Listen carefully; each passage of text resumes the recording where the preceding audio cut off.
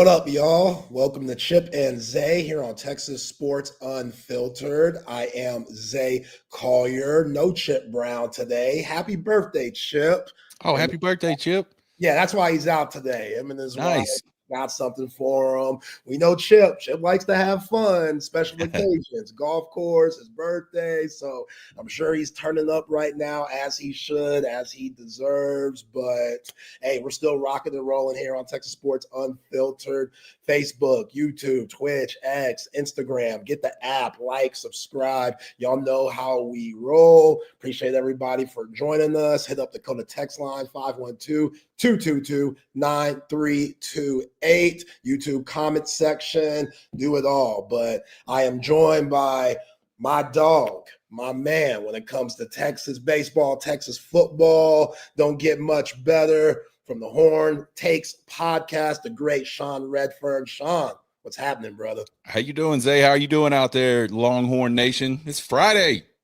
Hell yeah. That means we're game day eve. That's it. It's a Longhorn Friday. Yeah. And one thing that I hate about the football season, it flies. Every time. When it comes to like building it up and waiting for the season to come around, it's in snail mode. But when it comes to the season, like we're already in freaking week 3. Yep. I mean, you could call it week 4 if you count week 0 when they were in Ireland playing that Kansas State-Iowa State game. But still, like we're already in week 3. Can time slow down college football? But hey, we're embracing it. We're going to talk about it, break down the game tomorrow against UTEP, 7th-ranked Longhorns. Just trying to get better, man. That's what it's about when you play against these teams that just aren't the caliber of talent that you have. So we'll see what happens tomorrow. 3:15 kick, maybe 3:30 SEC network. So it is going down. My man Double R and I will have you on the post-game show tomorrow night, so be on the lookout for that. A lot to talk about today, though, Sean, not just Texas football. We got a terrific slate of college football games this weekend that is going to paint the picture to how the college football playoff looks towards the end of the year with some of these marquee games. NFL cracking week 2 last night. Man. Green Bay. Chip might have to have an extra shot for them Green Bay Packers, man, being a Lions fan, because, Green Bay, they are not effing around. That team with Micah Parsons is damn good. In the NFL, I think they've sent a message. Even though it's only been 2 weeks, I think they've sent a message in their first 2 weeks. So, yeah, shout out to Barron Sorrell, Matthew Bolton doing their thing, former Longhorns. Those might be 2 guys, Sean, that not too many guys in their rookie years say they can hoist up that Vince Lombardi trophy. And again, it's early, but Green Bay, that defense, Jordan Love looks comfortable. Josh Jacobs, solid running attack. That team, Packers, scary ball club. Yeah, I mean, I think they look. I mean, they look as good as anybody else in the NFC through 2 weeks, right? So if not them, who else? Obviously, it's a long season. We all know that. Limited rosters, so injuries could play a key role in who makes it at the end. But yeah, man, Green Bay doing the thing early on. Yeah, and they were petty last night to my man Hair of the Dog saying here, those Packer fans, it was on Prime, so I don't know how many folks watch games on Prime, like the way that my wife orders shit from Prime. Like, yeah. Y'all are watching. Yeah, I got Prime for sure. Like, that ain't nothing to worry about. I got Prime. Like, I see the bank statement, bank accounts, I have Prime, so I was locked in last night. But after the game, those, the Prime team, Clarissa Thompson, Sherman, all those guys, Tony Gonzalez, they had Micah Parsons up after the game. And, it's a cool setup because they're right in front of the fans that stick around afterwards to tune in to the post-game show. And the fans were chanting, "Thank you, Jerry. Thank you, Jerry." And it's like, Cowboys fans, man, it's just like twisting the knife in the gut because Micah Parsons looks inspired. He looks good. It's just that's a team in the NFC that you're going to have to deal with. So we'll get back to Packers talk. But Sean, I want to ask you this because you were in Columbus. That's right. For Ohio State. First off, how was that? Because you know the way that shit be on these airwaves, just bashing Ohio State fans like they ain't got no sense, they ain't got no home training, they're the worst people in the face of the earth. And I'm over here like, yo, they're just the fan base that got rowdy 20 years ago when Texas was in Columbus back in 05. And you know, a lot of fan bases have had bad moments, including Texas, I'm sure. So yeah, I mean, we threw bottles all over the field when the Georgia Bulldogs were in town. That was probably pretty embarrassing from a Texas fan perspective. I know I was embarrassed. Yeah, that was a weird moment. Now that call was bogus. It was terrible. You know, shout out to John A. Barron. But yes, that wasn't one of Texas fans' best moments. But obviously, it wasn't the best experience for you being there for that 14-7 loss. But overall, how was Columbus? How was the stadium? Ohio State in general? I don't know if you've been before that game 2 weeks ago, but what was that like? Man, we actually had a really good time. We got up there early Thursday. We spent just about 3 whole days in Columbus. And in that 3 whole day span, roughly 3 whole day span, we had 3 incidences of people that, you know, were kind of shitty to us. 2 of them were kids. Yeah, we were walking around on campus on Friday, and some kids stopped their car in the middle of the street and started hollering at us while we were talking to some other guy. And then, man, I can't even remember what the other one was. And then inside the stadium, I kind of got into it with this other Ohio State fan that was sitting in our area. But it was mostly my fault, to be 100% honest. I was pissed off at what was going on at that point in the game, and he said something, then I said something, and we kind of exchanged words. I went and shook his hand literally like 2 minutes later and said, dude, I apologize. I was way out of line. And he goes, I was too. No hard feelings. Other than that, man, it was awesome. We got invited. We had people come up to us while we were hanging out around town and go, welcome to Ohio. Hey, I've got this tailgate. We're going to be set up over here if y'all want to come by. We got invited to multiple tailgates. I would say, and I cannot speak for 20 years ago. I was not up there, and I have not talked to a single Texas Longhorn fan that went up there in 2005 that had a good thing to say. All I can say is 20 years later, whatever they're doing to try to clean all that crap up has worked, because it was just like going anywhere else. You run into a few knuckleheads, but for the most part, the people were very nice, very accommodating. You know, it's like going anywhere else. There was your horns downs and, you know, all that stuff. But for the most part, like I said, really good. The stadium is really cool. I thought it was the loudest place I've ever been to on the road. I thought it blew the Big House like out of the water noise-wise. Really? Yeah, I just think the way the Big House is shaped, it's like a big-ass bowl. Yeah, and like 2/3 of it is in the ground. Yeah, so there's nowhere for the noise to go but straight up in that place. But yeah, and there was some people were saying they were pumping noise in. Maybe they were. All I know is my ears were like rattling. And I've only felt that in one other place, and that was Darrell K. Royal. So yeah, from a road perspective, it was like any other trip. I had a good time. Obviously, the game could have been better. And I'll tell you this too. We were really excited about the weather, and the weather felt great Thursday and Friday. 75 degrees inside of the shoe is the hottest 75 degrees on the face of the planet. I mean, it ain't even close. Yeah. I was like, holy shit, this feels like 90. I mean, it was bad. Yeah. And I don't know maybe we just weren't getting the breeze. I don't know where we were sitting, but anyhow, yeah, man, I walked away from it with a completely different perspective on Ohio State fans than what my preconceived notions headed up there were. So yeah, man, we had a good time. If we'd have got the win, it would have been right up there with the Alabama trip, and any other trip we've ever taken where we get a dub. So that Michigan trip, same deal. Yeah. And I salute you, man. Like that's why you're my dog, because that's real man stuff. For you to understand that you got a little bit out of line, yeah. You know what I'm saying? Arch Manning struggling his ass off. I mean, just the throwing motion, the mechanics, everything's out of whack, and you know your blood boils a little bit. You could have knocked homeboy out. And we would have seen it all over social media.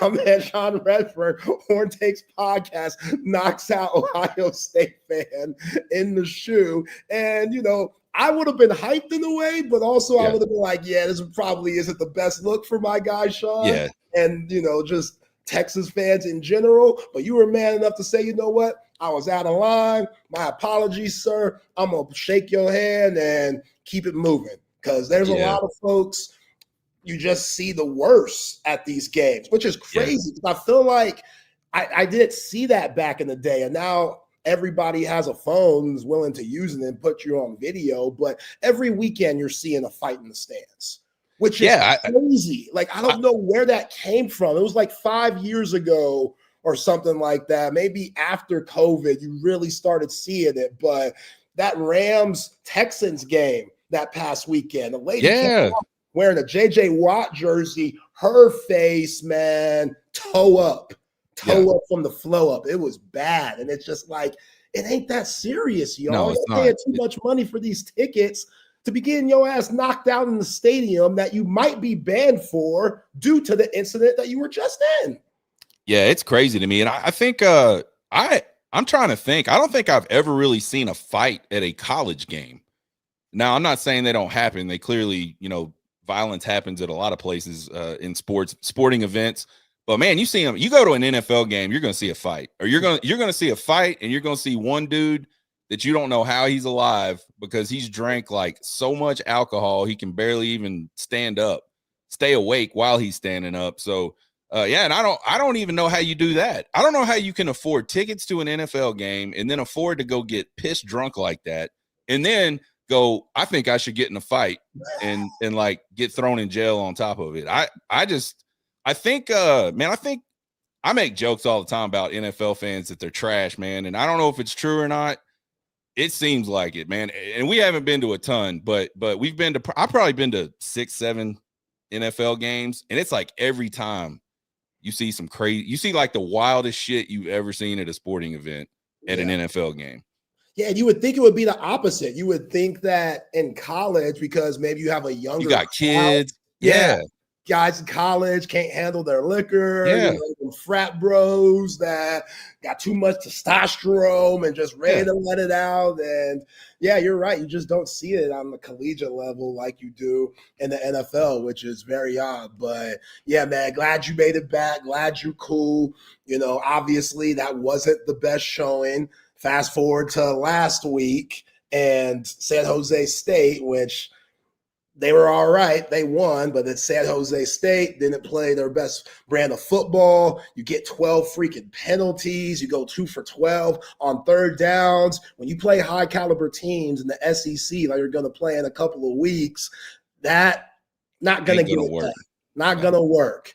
Your thoughts on how this Texas football team has looked these first 2 weeks and where you think they could be once December comes around? So, I think defensively, the only thing that I haven't seen out of the defense that I expected to see was more pressure on the quarterback. We all saw it at Ohio State. They just really couldn't get any pressure whatsoever on Julian Sand. And I think a lot of that was the game plan. They ran the ball a lot. They got the ball out of his hands a lot. Last week we saw a little bit of that, but we saw times where San Jose State would drop back, and we were right there. We affected, I will say this, in game 2, we definitely affected the quarterback a lot more than we did in game 1, which to me, almost as good as sacks. The only thing you get added on by affecting the quarter or by sacking than affecting the quarterback is you lose yardage, right? You get a loss of yards, and that makes it hard to get first downs. But I thought they caused a lot of rough throws, caused a lot of turnovers just with the pass rush. So that was good to see. And I think we also saw a lot of guys at San Jose State game that could rush the passer. We saw Zena Umeozulu. We saw Brad Spence, the linebacker transfer from linebacker that they spun down to edge. He looks really good, really twitchy coming off the edge. We saw Lance Jackson, the freshman, get out there and have a couple of good pass rushes.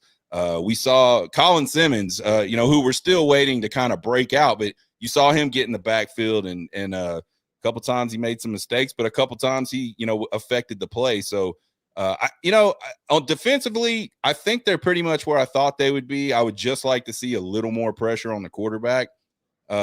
Offensively, man, it is rough to watch because I feel like they just come out so slow. And against Ohio State, you don't really know if it's that or if it's just, man, this is probably just a really good Ohio State team, which they are. But when we come into this San Jose State game and you see what the offense did early in that game, basically through the whole first quarter, it was really rough to watch and really kind of disappointing to me. Now they did get going. Obviously, they get the big play to Parker Livingston, and then it kind of woke the whole team up, I feel like, because we went turnover, touchdown in about 5 seconds, seemed like. So yeah, man, but it's a lot of penalties. It's a lot of non-execution on third down, which a lot of that is caused by the penalties. I forgot exactly what the figure is, but Sark mentioned it in his presser on Monday. Like 10 out of their 12 third downs were 9 yards or more because of penalties and stuff like that. You just can't do that. It's just too hard to convert against anybody. It's hard to convert against air probably, at third and 9 and more, So they've got to clean the penalties up for sure. And then I think, man, the red zone just still continues to be something that we just struggle at. And that's season wide. And I think, what I want to see out of this team on Saturday is I don't care who gets the ball. If I was Steve Sarkisian, I would never take the ball again if I win the toss. It just doesn't work out. Vogel posted about it a couple weeks ago going up to Ohio State. We just can't score. We just cannot score on the opening drive when we get the ball. We just aren't going to do it. It's statistics at this point. It's beyond like maybe it's bad luck. It's just it doesn't work. Yeah. Stop taking the ball. Take the ball in the second half. See if you can score then. I don't know. But the offense, but all that being said, all that negativity on the offensive side of the ball, I still feel like it's super talented and the pieces are there. It'll be interesting to see what they do on the offensive line starting out on Saturday, because I thought Neto Umeozulu, I always mess that name up. It's difficult. Yeah, I just call him. I'm just gonna start calling him Neto U or something like that. Yeah, Neto and Zena. Yeah. When he was in the game, the running game looked a lot better to me. It looked like they could get some push. It looked like that he was cutting off defensive linemen that were trying to cross his face just a lot better. It just looked different to me. So I'm wondering if they don't try to start with him. And I still, I'm not down on Connor Stroh. I think he does some things really well. Maybe rotate him in a little bit, but let Neto get the start and see what that looks like. Because I still think they're trying to figure that out. We're running out of figure out games. We talked about that on our show on Wednesday night. We're already a third way through the, okay, we got time to figure it out games. And as you said at the top of the show, time flies. We're going to be 2/3 and all the way through really quick. So they're going to have to start figuring some stuff out offensively. I think, man, Ryan Wingo's struggled early. He's been open. Sometimes Arch misses him. Sometimes he nails him and he drops it. It just hasn't connected yet for whatever reason, but I think it will. So I think the potential for the offense to be really good is there. I'd like to see Sark lean on the run more. That's always been like a thing I've had. That's a thing I've said about Sark for the last 2 or 3 seasons. You got to lean on the run. I know you want to pass. I know you've got all these 5 stars. I know you've got Arch Manning, but man, like play action doesn't work, which he loves to run play action. It does not work if you can't run the football. If there's no credible threat to run, you're not play action in nobody.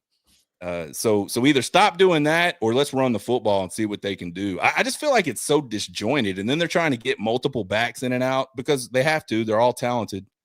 It's like nobody can get in a rhythm. Yeah. No, great points. This running game, and I love you mentioned Neto and Connor Stroh. It feels like Connor Stroh might be the better player at pass protection, and Neto might be better with run blocking, which sucks. And I think that's why I think that's why you continue to see the rotation. Yeah. Because they're trying to figure out what that balance, which way is the best way to go. Yeah. So yeah, man, I think I thought the pass blocking the last 2 weeks has been really good when they don't get fooled, which isn't often, but when they get fooled, it's bad.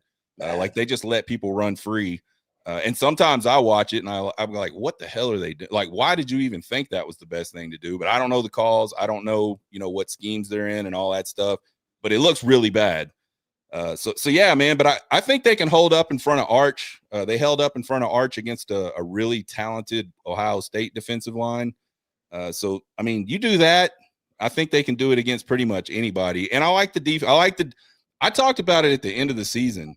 I felt like this was a team where the defense was going to have to carry them through the first few weeks of the season, and that's what we're seeing so far. Yeah. Yeah, and I'm very worried about Contravian Wisner and his health. I think Sark is, he's not making it a big deal, which good coaching, but also this guy could be your best player on the offensive side.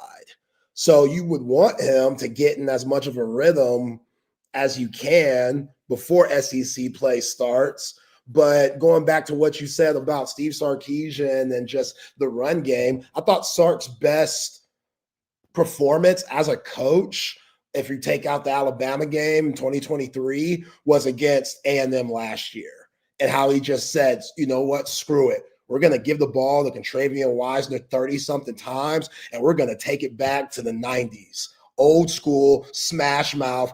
You're in front of me. I don't give a shit. I'm going to move you because I'm bigger and badder than you. So what? Do something about it. And he's such a prideful guy.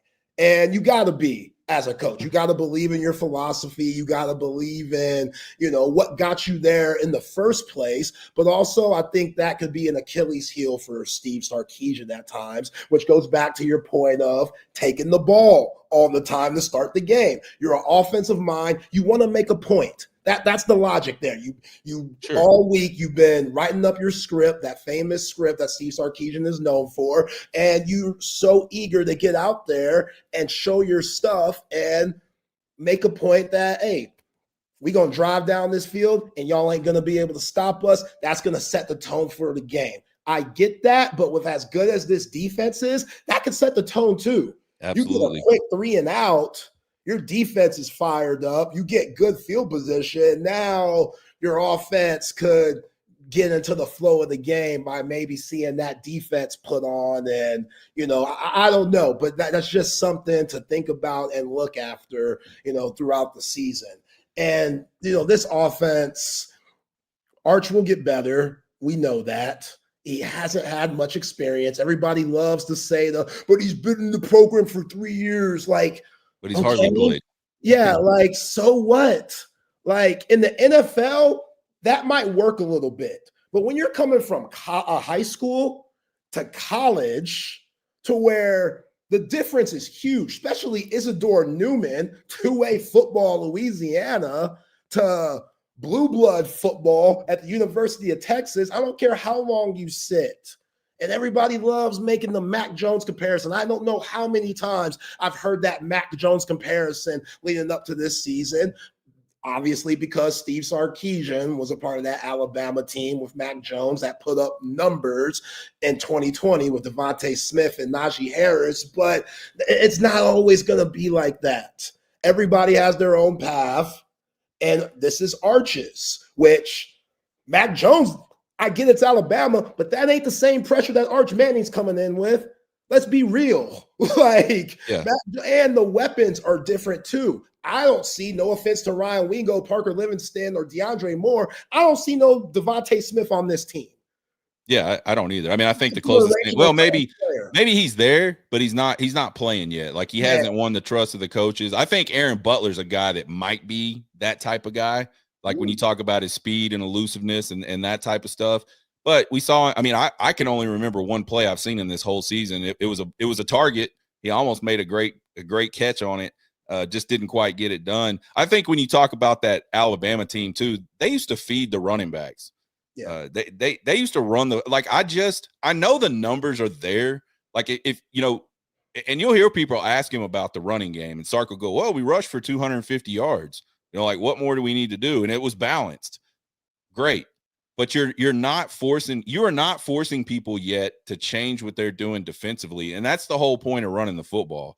You want to get people to the point where they have to bring numbers into the box to slow you down, or you're just going to run it on them all day long, then that's where you start getting big plays over the top. You start getting people in space that can make big plays.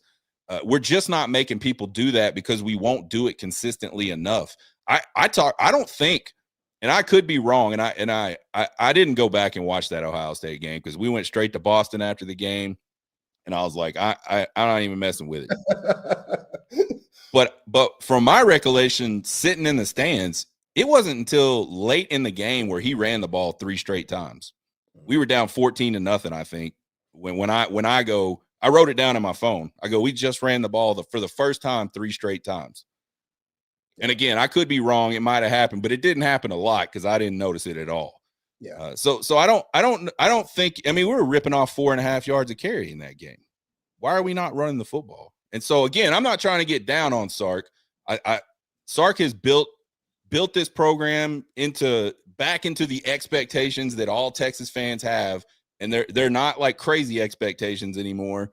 The roster's there, the coaching staff is there. They've done it. I mean, they've only team to go to the playoffs the last 2 seasons, make the semis the last 2 seasons. So the program is there.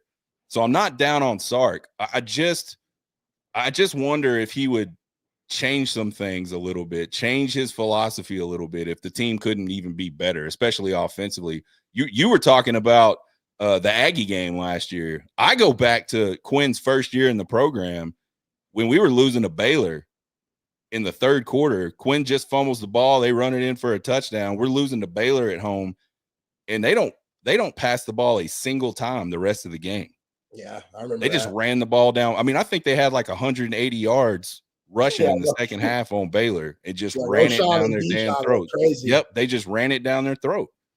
And I think they could do that to a lot of people. I think it's a big physical offensive line. They've got tight ends now. Finally, it looks like you talk about Nick Townsend.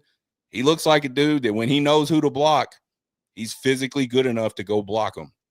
Yeah. And so, man, take advantage of that is what I love. Old school football. I love just like kicking somebody's ass and like they can't do anything about it. And I think this group can do it, but sometimes we get a little too cute.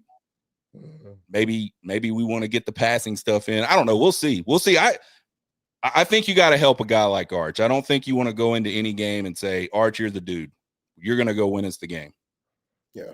And this is why Sark gets paid $10 million. He's got to figure it out. I'm not getting paid. We have too much sympathy for him. Like, we get it, but bro, you get paid a lot of Skrilla to make these big time decisions. And even though at times you're like, okay, they're running the ball well, the timely moments, that's what separates the good teams and the great. The timely moments where you just need a few yards and everybody and their mama knows you're going to run the football and you get those yards anyway. Yep. That's the difference. You look at the losses last year, Ohio State, both times to Georgia, they couldn't move the ball on the ground at all. And then you go to the Ohio State game, you're in 4th and 2, you try to give it to CJ Baxter. That doesn't work. You got to get those yards. I get it. We know you're going to run the football, but you got to get those yards, man. And that's what I want to see, just the timely plays. That's why I was referred to. I'm glad you referred back to that Baylor game. I forgot about that one. Bijan and Roshan went crazy in that one. But, you know, that's the balance. That's why you getting paid all that money. Like, I get you have to get Arch Manning in some type of rhythm, especially with how he's looked these last 2 weeks, a little up and down. Last week, obviously a lot better with the 4 touchdowns in the air, 1 on the ground. But if the defense didn't give you good field position, how would that game have gone?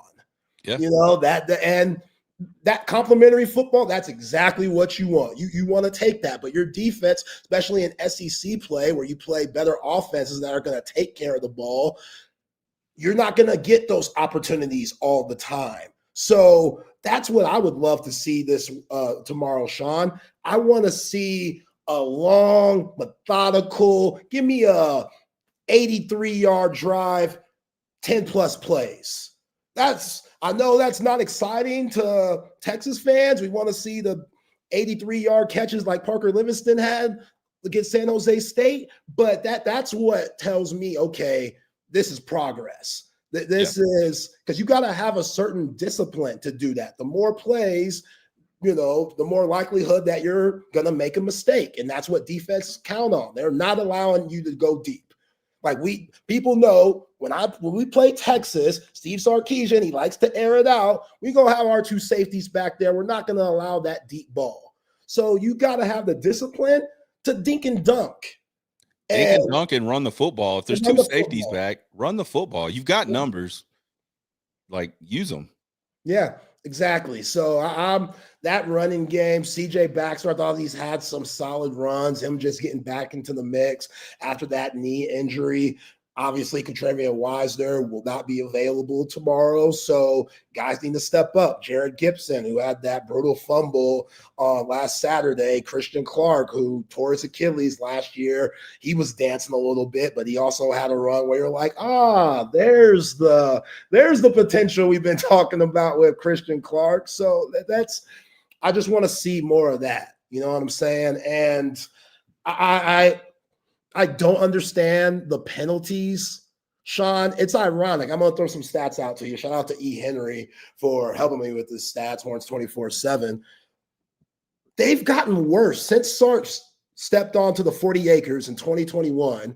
Each year, they've gotten worse when it comes to penalties. In 2021, they were ranked 73rd in the nation, which is good. We're not – the highest is good. When you're ranked like top 10, that's bad. So they were 73rd in 2021. 2022, they were 64th with 6.1 penalties a game. 2023, they were 33rd in the nation with 6.6 penalties a game. Last year, they were 44th in the nation with 6.5 penalties a game. And now, even though we've only played 2 games this season, they are tied for 14th with 9 penalties a game. So that can't last. Like, that's weird because this team, they've gotten better since Sark has showed up. You've been back-to-back college football playoffs these last 2 years, 1 game away in each of these last 2 years from getting to the national championship. So it hasn't completely hurt them, but they just can't keep going down this path. And the offensive line, as inexperienced as they are, as good as they can be, I still think they got a long way to go because, like you said, sometimes when they whiff, it's so bad. And like Brandon Baker, whatever his communication is, and Brandon Baker, he has talent. There was a play they tried to throw one of those famous Steve Sarkisian screens, and Brandon Baker, you got to get out there and make that block. There were 2 he's guys just off timing wise. He's off timing wise. He was off timing wise on that play. There was a run play where he was off timing wise on his combo block, and it just that's why I'm a huge proponent of keep it simple, because these guys could be just thinking too much. When you think too much, you don't execute. You don't do. You're thinking, right? So they've either got to get, and maybe that's part of what Steve Sarkisian's trying to do early in the season, is work them out of thinking and just start doing, right? Maybe he's taking this, and again, you mentioned it. He's the $10 million guy, not us. He's got to do what he thinks is the right thing to do. To get this team where it needs to be ready for SEC play in 5 weeks or 5 weekends from now. We can't do that. But I think there's also like a balance between doing that and building some confidence in your team. I love this offensive line when they're just moving forward, when they're pulling guys and kicking out and blocking down. They look like they can run on anybody. It's when we start doing these zone schemes and these combo block schemes. And I know it's not high school, and you probably can't do that against like the Georgias of the world over and over again. You probably got to throw something different at them schematically. I don't know if there's too many teams, even in the SEC, that this offensive line physically can't push around. Yeah. And so I like just go push people around. Yeah. Get those backs going. We still haven't seen the back out of the backfield pass play this season, which was huge the last couple seasons for actually going back to when Keelan was here. Keelan Robinson, big play out of the backfield over and over again. So I think there's a lot that's still sitting in the toolbox for Steve Sarkisian, and I think he has a plan. I would just like to see us like execute on that plan a little quicker because we're running out of time. Yeah. Florida October 4th. It's September 12th, and you get that bye before Florida after the Sam Houston game next Saturday. But still, like, I feel like the Gators, which we'll talk about them with their matchup with LSU later on in the show, but that's not going to be an easy one. I know they lost to USF, but sometimes you get a wake-up call, kind of like what we saw with Notre Dame last year, losing to Notre Dame, Illinois, that could take you all the way to the national championship game. So you don't think that Florida are, they're simps out here. Like, it's still going to be a brutal contest, especially knowing that the game after that is Red River Shootout. And, the great legendary Mac Brown, he always says that's one of the hardest games to play. The game before Oklahoma is so tough no matter who the matchup is, just because everybody is looking forward to being at the Cotton Bowl. So, this team still has so much talent. I hope that you mentioned Aaron Butler, those guys, DeAndre Moore, concussion protocol, so he won't be available tomorrow. So, got Parker Livingston, feel great about him. Ryan Wingo, hopefully without DeAndre Moore, he could get into the mix a little bit and just get out of his head. That's when you drop those simple slant routes where what can Arch do? Like, he's basically handing it to you. Exactly. And it happens, man. Like, CeeDee Lamb's getting paid millions and millions of dollars. He had 3 huge drops in their game last Thursday. So even the best drop passes. Guys are human. But Ryan Wingo, I feel like he's putting a lot of pressure on himself because he knows what's at stake. He knows all the hype that he got coming into this season and, just wants to be great. But who are those other guys that are going to step up? From Ryan I wonder. Butler and, Dalen McCutcheon. Kalik Lockett. I love Kalik Lockett. Throw him in the mix. Yeah. There's guys that are going to get an opportunity tomorrow. We'll see who could capitalize on that. Yeah, it'll be interesting to see some of the younger guys play. He talked about getting Simon in the game at running back. So he's still, I feel like, working with chess pieces, right? Trying to figure out who he's got that can play. And I like that early on. We'll just have to see how it shakes out. But going back to Wingo, I wonder if with Parker Livingston kind of stepping up through 2 weeks, if that doesn't, I could see it go either way. I could see it get where, like, Ryan Wingo goes, okay, I don't have to be the only guy. Like, maybe he came into the season thinking I got to be the guy. We don't know what these other guys are going to do. Even with DeAndre Moore, maybe he thought that. I don't know. But it could go the other way where he's like, damn, Parker Livingston's coming in. And, like, everybody's talking about how Parker Livingston's wide receiver 1. I got to do something. I got to get this back. I don't know him whatsoever, not a single bit. So the psychological piece of it, I think, is very interesting. And if it was me and I'm going to throw the ball early, I'm going to try to feed Ryan Wingo just to get his head back straight and get him going in the right direction this season. So you'd force feed him or you'd let it come organically? I think I'd try to scheme him open. Yeah. To me, there's 2 different types of pass plays. There's like pass plays where you're going to go through progressions and you're going to read defenses and you're going to try to throw the ball where you think you should throw the ball, right? Based on the coverage and all that. And then there's like, we're going to try to get this guy the ball. And we're going to do it early. And that's the read. There is no read. It's like, I'm going to get him the ball. And so I think, again, you can't just walk into every play going, this is what we're going to do. But I think if the conditions are right for those types of plays, I would hope Arch, one thing you can say about Arch being with the program for 3 years, he should know, hey, let's switch to this. We can switch to this. This is what this looks like. So you would hope he has the authority to change plays if he needs to at this point.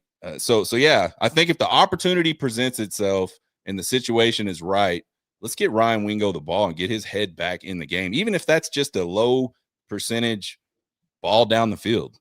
Yeah, I agree. When you think about Quinn and his tenure at Texas, that's what he was really good at.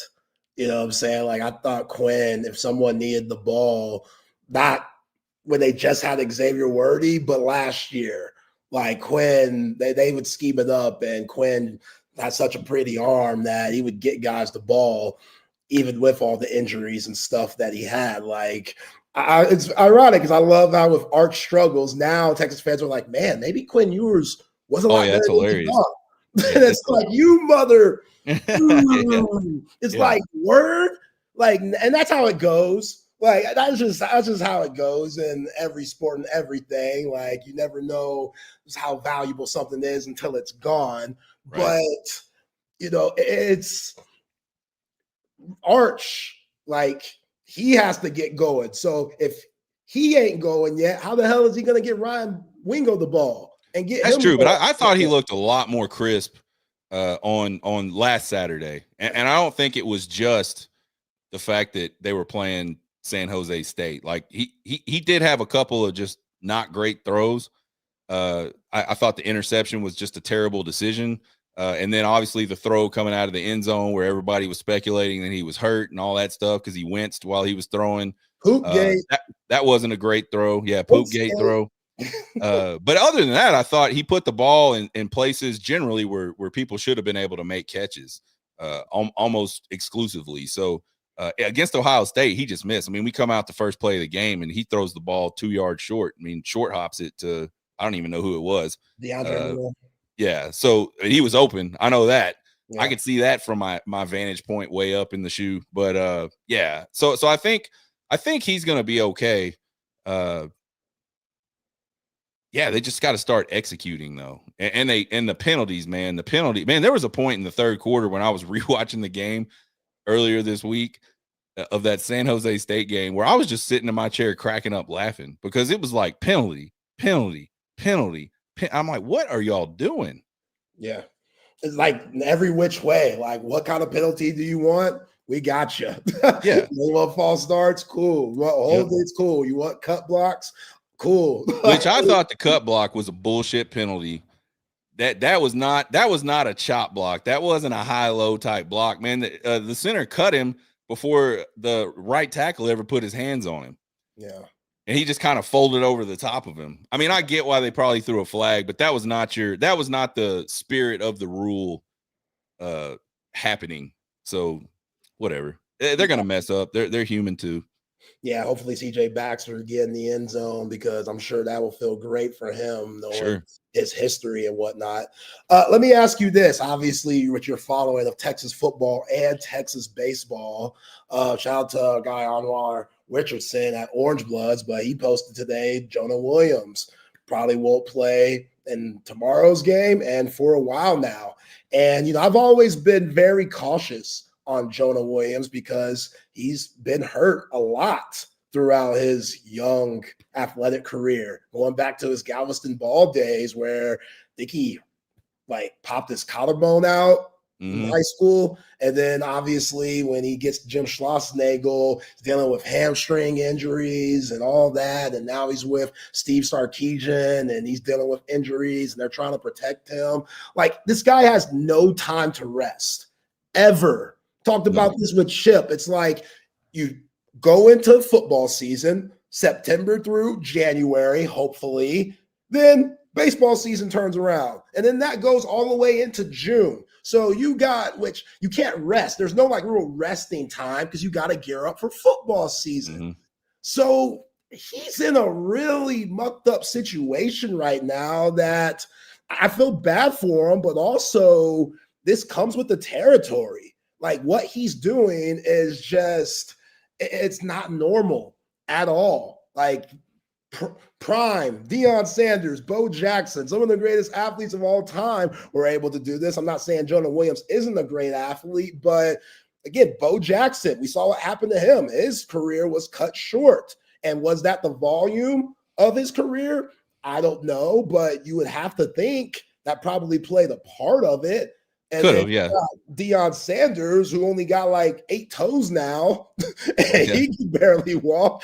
Like, that dude, he's gone through a ton of health stuff. And, you know, I know Deion had the cancer and all that, but still, like, it's just so much to put on your body. And I fear for him. I really do, because I want to see him on both fields, whether it's the diamond or the gridiron. But it's just like, man, will this guy ever be healthy? Because it just doesn't stop, Sean. Your thoughts? Yeah, it's interesting. And you know, the other thing you throw in, he's playing both sports and the schedule and just, you know, the fact that he just doesn't get a chance to rest. He's one of those types of guys that, you know, you talk about that's like a Lamborghini, right? Those are the types of guys that have the hamstring problems. And for whatever reason, those quick twitch guys like that, when they mess them up, sometimes they just can't get it back, or it takes so long to get it back. You know, maybe he does need to take a spring off from baseball if football is his thing and just try to rest that thing. I don't know. I know. And he's such a competitor too. And you heard Schloss talk about it back during the baseball season. People asked him, why didn't you let Jonah lay down a bunt there? And he said, man, I know, you know, I could have told him just get the bunt down and don't worry about getting to first, but that's not Jonah Williams. He's going to try to get to first. And we're trying to make sure he doesn't tear that hamstring up any worse than it already is. So, yeah, I don't know, man. I think I wonder if it's just the, you know, his physiology more so than it is him playing two sports. I don't know. Because if you think about it, like baseball, probably not near as physically taxing as football. When you talk about the practice and you talk about the games and like just, I think the weight training in football is different than in baseball. I'm not trying to say the baseball players don't work hard, but I think it's just it's like a different mentality from a football player to a baseball player. So I guess what I'm getting at is I don't know that his role he played on that baseball team necessarily had anything to do with where he's at today with his injury on the football team. But like you said, it's probably definitely contributed to it because he is exerting that extra energy that he probably wouldn't exert. And you know, I don't know a lot about hamstring stuff, man. I wasn't that guy. I never pulled a hamstring, Zay. I know that's probably hard for you to believe, but I wasn't that fast twitch dude that's always pulling hamstrings. So I was the break my ankle or break my finger guy all the time, not the hamstring thing. So, but it will be interesting to see, like, because I think probably at some point someone's going to have a conversation with him and just say, Jonah, I know you want to play both, but maybe it's best for you and your future if you dial in on one and allow your body to rest. Or, you know, maybe he gets through all this and he never has this problem again. I just, it's really unfortunate because I think he's a guy that already he's shown he can help the team win games in baseball. I think he's a guy in football that can help the team win games this year if he wasn't, you know, battling that injury. So it just sucks that he's got, you know, it sucks when anybody gets injured, obviously, but for Jonah Williams, sucks for him that he's got this nagging little injury. And it seems to come and go. I mean, he got pulled out for a couple games in baseball, then he would go for a couple games, and then he would sit out a couple games. And I don't know how you fix that. And apparently nobody at the University of Texas does either. It's probably just unfixable. It probably just, like you said, needs time to rest. Yeah. Yeah, it's a hammy, yeah. Yeah, that's what it was in baseball. Like and Chip's thing was like, man, he needs to get with Torrey Beck then. And I'm like, dude, he doesn't have any time with Torrey Beck. Like that's the thing. Like that sounds great and all, but the lack of time that he has with, you know, to get right and the recovery and just to go from training for baseball to training for football. How do I do that when I'm in the tub trying to go through rehab and physical therapy and all those things just to be healthy? And that scares me for him, man. It really does. I hope he gets better, but it's such a big deal because of this dude's the highest rated guy from your 2025 class. So that's a big deal. You know what I'm saying? Like those guys, they don't come around very often. And even though it's Texas, you want them to get in there so he could just get a rhythm of the game and feel the speed of the game. So by the time his junior and senior season come, he could be that big time dynamic safety that we're all expecting him to be, because that's what he's been his whole career. And then on the baseball side, be that big time lefty hitter and that big time outfielder that we expect on the diamond too. So I wish him the best. I was hurt when I saw that. Not gonna lie, I was hurt when it was like, damn, man, not just this game, but like multiple games. It's like, yo, all I know of him is being hurt. And you see those flashes, man, when just his bravado and his confidence, those guys were throwing them balls and he was like, oh, y'all scared of me? Throw it in that sweet spot. He was like, yeah, like he just has a certain swagger that you love if you're a fan and if you're a teammate and, coach. Yeah. And I think that's one of the coolest things about Jonah Williams is he is clearly a really great teammate. I mean, we saw him in the dugout so many times during baseball season, being the most hyped up for anybody, knowing like it's not my time. I'm not going to get out there tonight, but he was there for his teammates. I actually met him after one of the games, and man, that kid has the biggest smile. He's just happy. Yeah. He just looks like this is where I want to be at every moment. Like he's just happy with life. So I think I wish the best for him as well. You know what's at least good about him, playing the two sports? Neither one of the coaches, I feel like, have appreciated Michelle. Neither one of the coaches, Michelle's been on our show the last couple times, and she does a really good job, by the way. Check that out. But yeah, I think the coaches are doing a good job of letting him go to football and just do football. And then when it's baseball season, letting him go to baseball and just do baseball. So I don't think he's getting taxed physically twice at the same time from both sports, but he's doing it all year round for sure. Yeah. Yeah. And that's what you're saying. Like physically it's already taxing, but mentally Schlossnagel and Sarkisian are doing a really good job of just trying to balance his life. And I forgot. He has to go to school too. Like it's not like this is just it's not, we forget these guys, they gotta go to classes, and this University of Texas, like this ain't Arizona State. You know what I'm saying? He's probably got NIL obligations and things like that he's got to do as well. So yeah, their schedules. I talked to some of the baseball parents, and just baseball, they just talk about how the schedule is just insane. With the travel and the practice and just the commitments they have, and then school, it's nuts.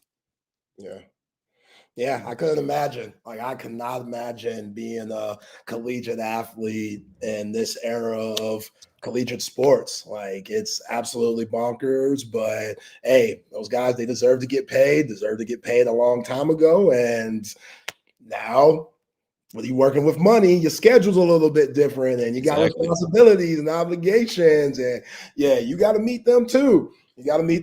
So got Sean Redfern on for the Horn Takes podcast, filling in for my guy Chip Brown. Chip Brown out on his birthday. I'm Zay Collier. Appreciate y'all.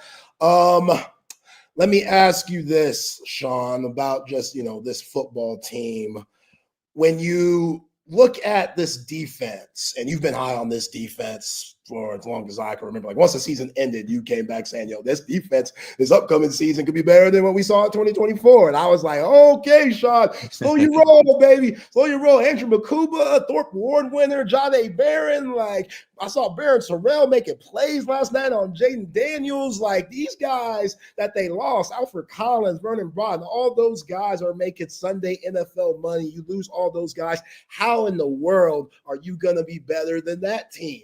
And what we've seen thus far, even in a small sample size, you are wrong about that. And you think about just the guys that have to step up, from Grayson Littleton. Now you got Jalen Gilbo on the outside, which I love Jalen Gilbo. I think he's a solid football player, especially when he was playing that star spot. I didn't think he got enough credit at that star position last year because, how can you when you got Mookie Taft, Makuba, and John A. Barron roaming around? But now on the outside, I thought he gave up a little bit of bread last week against San Jose State, which, hey, this is what it is. It been not break situation for Texas, a San Jose State too. But the rule is still out on Jalen Gilbo being on the outside. But when you think about Grayson Littleton and what he's brought to the table these last 2 weeks, And even though he got touched up a little bit too against San Jose State, an Ohio State game, that was his coming out party. And the kid, all the hype that we saw in training camp, it's been real thus far. But just the rest of this team, including Littleton, guys that step up. We mentioned Zena earlier, Ty Anthony Smith. You could throw him in the mix. How excited are you about those younger guys now getting the opportunities to step up and make plays? Yeah, I think it's awesome. I think I had an idea about how I thought the defense would be, and we all had an idea about who we thought the names would be. And I think to a great extent, a lot of those names are guys that are having to make a big impact for this defense. But I look at the guys you mentioned, like a Grayson Littleton. Nobody was talking about him until fall camp. And he's a guy that they've depended on heavily, and he's for the most part done a great job. He's handled the pressure. He's been able to play the position and play it well. And then again, I think really, for me on the defense, what I want to see some more of is some more interior pressure. We saw Murad Watson last Saturday look pretty good in the middle. I thought he was a player to me that popped when I watched the replay. He had some pressures up the middle in the passing game. He's a big body dude that can kind of blow up running plays and things. He's tough to move out of there. We need to see another guy step up like that opposite of him. And I think Alex January is probably that guy. He's been limited with injuries. And I think, we talked about the injuries earlier in the show. Sark said he's not worried about any of these injuries long-term. So to me, it almost sounds like in his head, these are guys that are probably 85, 90%. He wants to try to get them to 90 or 100% before they start playing football again. I hope that's the case. To me, that's how I'm reading in between the lines on those types of comments. So I think, we'll see Alex January. And I thought even when Alex January came out of high school, I was like, how's that guy a 3-star? Because I thought he did a lot of things. You just like the first time I saw him was watching Colin Simmons film. And I was like, well, who is that dude? And then I find out it's Alex January, and I'm like, oh. And then I start hearing about Texas recruiting him, and I'm like, yes. And then his final rating is a 3-star, and I'm just like, oh, that seems a little low to me. And I think he proved that last year. He got some good PT last year and made some plays last year, even behind some guys that are NFL guys today. He looked like he belonged in that group of guys. I think a guy I'm really interested to see how he continues to develop is Justice Terry. You notice that dude when he's on the field. You go, man, that's a good looking kid. That's a kid that can play some football probably. So I think there's just tons of that. Was why I was so high on the defense headed into this season. We've never had the depth like we have this season. The only spot to me where there's not depth that I'm 100% sure of right now is those defensive tackle positions. Yeah, Murad Watson. You think about guys like Hero Canoe. Yeah, he plays well. He's a little undersized. He's not going to be the dude that to just anchor down and take double teams necessarily, but he plays tough. He's obviously a strong kid. We're just and we're spoiled, really. I mean, the last 2 seasons we've had defensive tackles that just absolutely destroyed play. And when Tavondre Sweat and Byron Murphy were in games together, that wasn't even fair. It was absolutely not even fair. I mean, just people were flying places because of those 2 guys. And so we're really spoiled. It doesn't always work out that way. And I think every Texas fan needs to realize that. But I do think that that interior defensive line right now is kind of the weakness of that defense. And I use that term lightly, but I think it'll get better. Yeah. Yeah. And just going back to the Ohio State game, where Ohio State, they tried to really run the ball and they couldn't. They couldn't move it. They had timely plays when they needed it, which that was a big separation of the game, along with the penalties and the turnovers.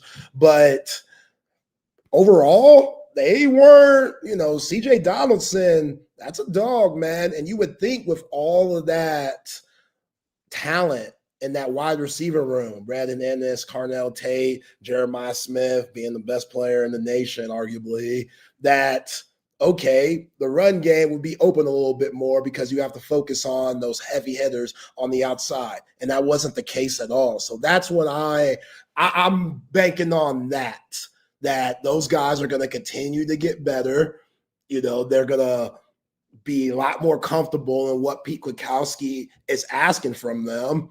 And that weakness that you're worried about, it'll be irrelevant, hopefully, come November, December. And then it's just like, man, where do we pick our poison when we're trying to attack this Texas defense? Because not only are the 11 guys that we're seeing out there good, they got about 8 guys ready to come into the game where once they get in, there's not going to be much of a drop-off. Yeah, I think it's more than 8, actually. I mean, I feel like they probably have almost a full second team of guys that can go out there and play, and there's not a lot of drop off. And going back to defensive tackles, even if the first 2 guys aren't the same type of dominant force that we saw with Devondre Sweat and Byron Murphy and last year with Alfred Collins, even if they're not those guys, they're still really good and they're really deep. I mean, I almost feel like those 5 to 6 defensive tackles that are rotating in and out right now, they're almost like the same dude.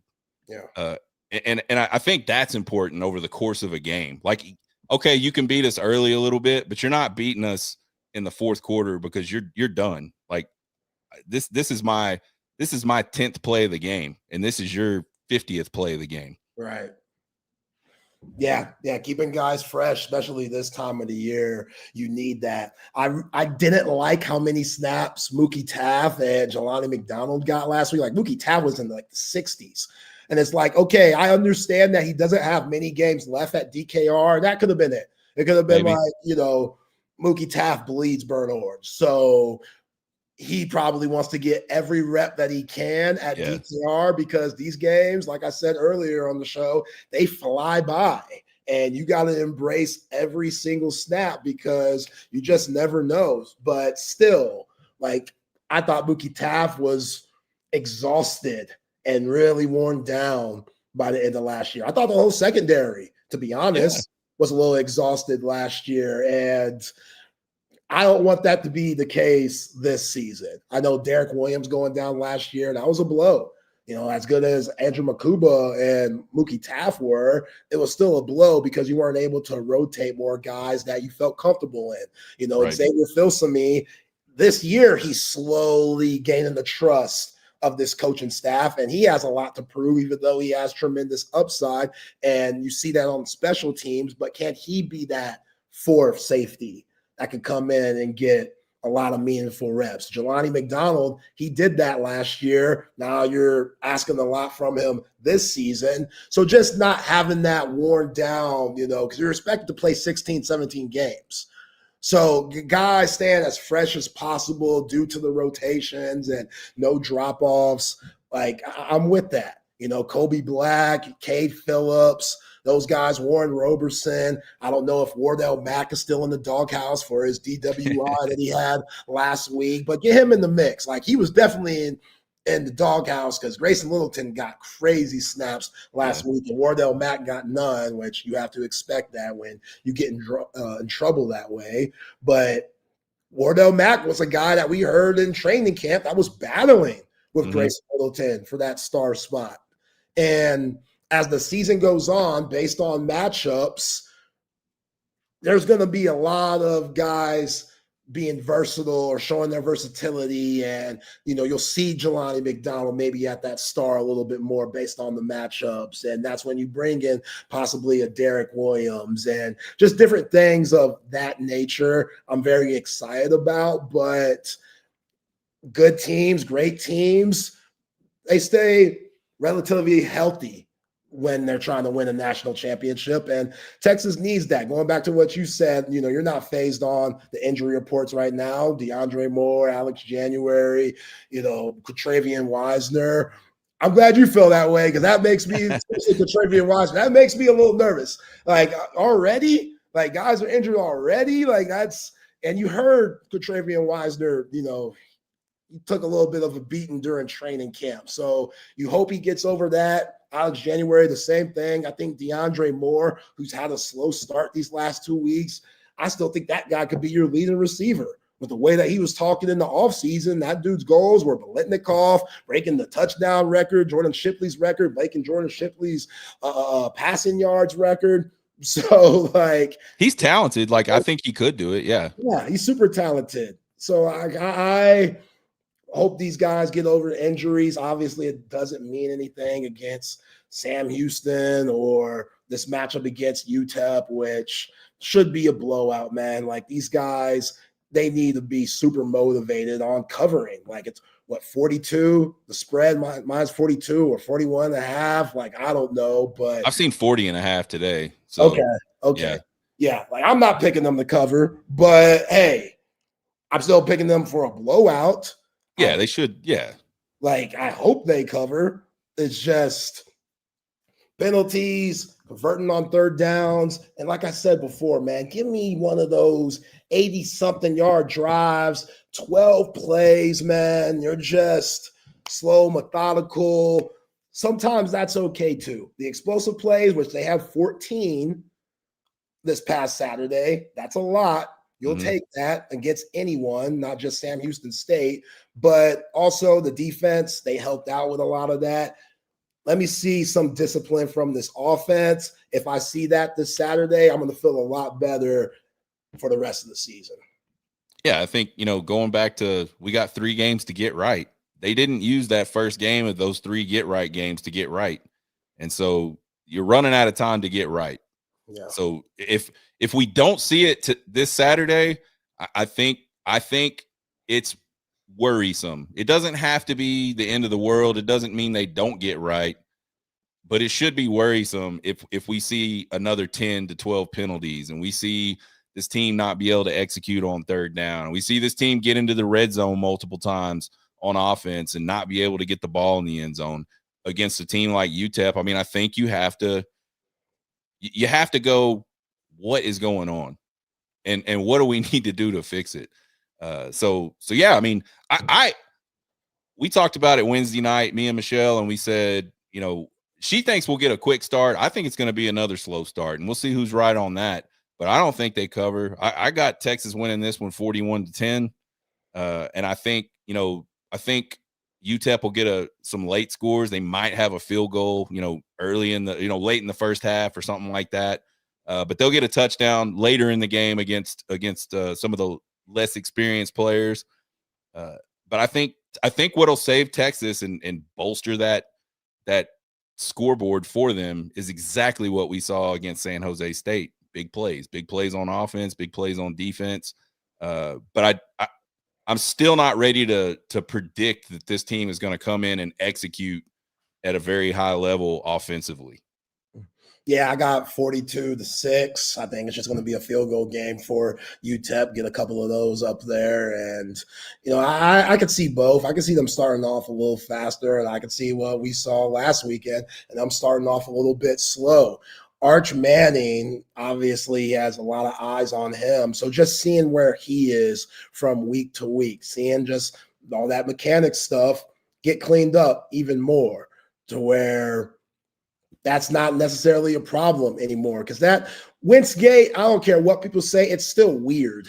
Like, it's still weird that, like, it when he does it, the ball, like, hits the ground. It's not like – it'd be different if he made the faces and there were completions. Like, yeah, the ball is literally hitting the dirt when he's doing the Wintzgate things. And again, I'm believing Sark. I'm not one of those, like, that's gonna, I don't think, especially with the family wouldn't put Arch in a situation to where, no, this could hurt your career if you keep throwing it and you're really hurt. This could be a longevity thing. Like, this family, they would nip that in the butt in a heartbeat. They would let Sark know in a heartbeat. And Sark, he's smart enough to know, especially being a former quarterback, like, he knows that, okay, I got to protect this guy's future. So if there is something, we're going to do that no matter how brutal it is. And yeah, you got to play through pain in this game. That just is what it is. It comes with the territory, but also there's degrees on that. There's limitations on that. And I believe Sark when he said there ain't nothing wrong with him. Hey, there ain't nothing wrong with him. He's just a Manning. Those dudes make ugly faces sometimes, especially Eli. Yeah. It is what it is. Like, let's keep this thing moving. But yeah, man, Arch still has everything in front of him. Yeah. Everything. Like, it's just I'm not down on Arch at all. After Ohio State, there were a whole lot of people, including some Texas fans, that were all, oh crap, we're not getting what we thought we were getting with Arch. I think it's just growing. It's growing. It's exactly what you should have expected out of an offense that is replacing 8 starters, 4 guys on the offensive line, a brand new quarterback, a brand new tight end. Not 100% sure what they were going to do at wide receiver going into fall camp. Those are all things that if you've played football or you've paid attention to football very long, you should have gone. That's a steep hill to climb quickly. So again, the offense is definitely frustrating right now, but I also feel like there's a lot of room for improvement, and it's all coachable stuff. It's not like there's no physical problems with this offense. Yeah. It's all mental, and it's all just getting gelled together at the right time. And if that happens, I think we're going to see some exciting offense later on in the year. Yeah, they just need reps together, man. Yeah. Like as you mentioned, like Hayden Connor, Jake Majors, Kelvin Banks. Those dudes played a lot of football. They played a ton of football together. Yeah. Like not just a lot of football, but together. Yes. And they still have their limitations as a group. And against Georgia, against Ohio State, like they still have their limitations. So Troy coming at you, boy. Zay, you are so naive, homie. How the hell do you trust Sark with an injury chat when he literally has hidden injuries from the media and fans before Xavier Worthy, Quinn? I think Manning's hurt. Now, Troy, that's a good point. That is a great point. I feel that. That is 100% right. But I see Arch throw the ball like 60 yards down the field over the guys. So I'm if he ain't hurt, or if he is hurt, I would like a minor. Yeah, because if he's hurt, he has the strongest arm ever. Yeah. If he's hurt, there's a lot of things that could be hurt or discomfort. Like let's see. There's a difference between hurt and injured, right? Injured means like something ain't right. Hurt just means I got hit in the ribs in the first game, and it hurts for me to twist my body this way to throw the football. That's not an injury, right? So if there's any kind of quote unquote hurt with Arch Manning, it's definitely not his shoulder, because he ripped off a 60-yard pass like it wasn't nothing. And if your shoulder's hurt, you don't do that. Can't do that. Yeah, you can't do that. He's overthrowing Ryan Wingo. Ryan Wingo's a 4-3 guy. What are we talking about? Yeah, yeah, there may be some discomfort there somewhere, but it's not in his shoulder. I don't think it's probably in his elbow.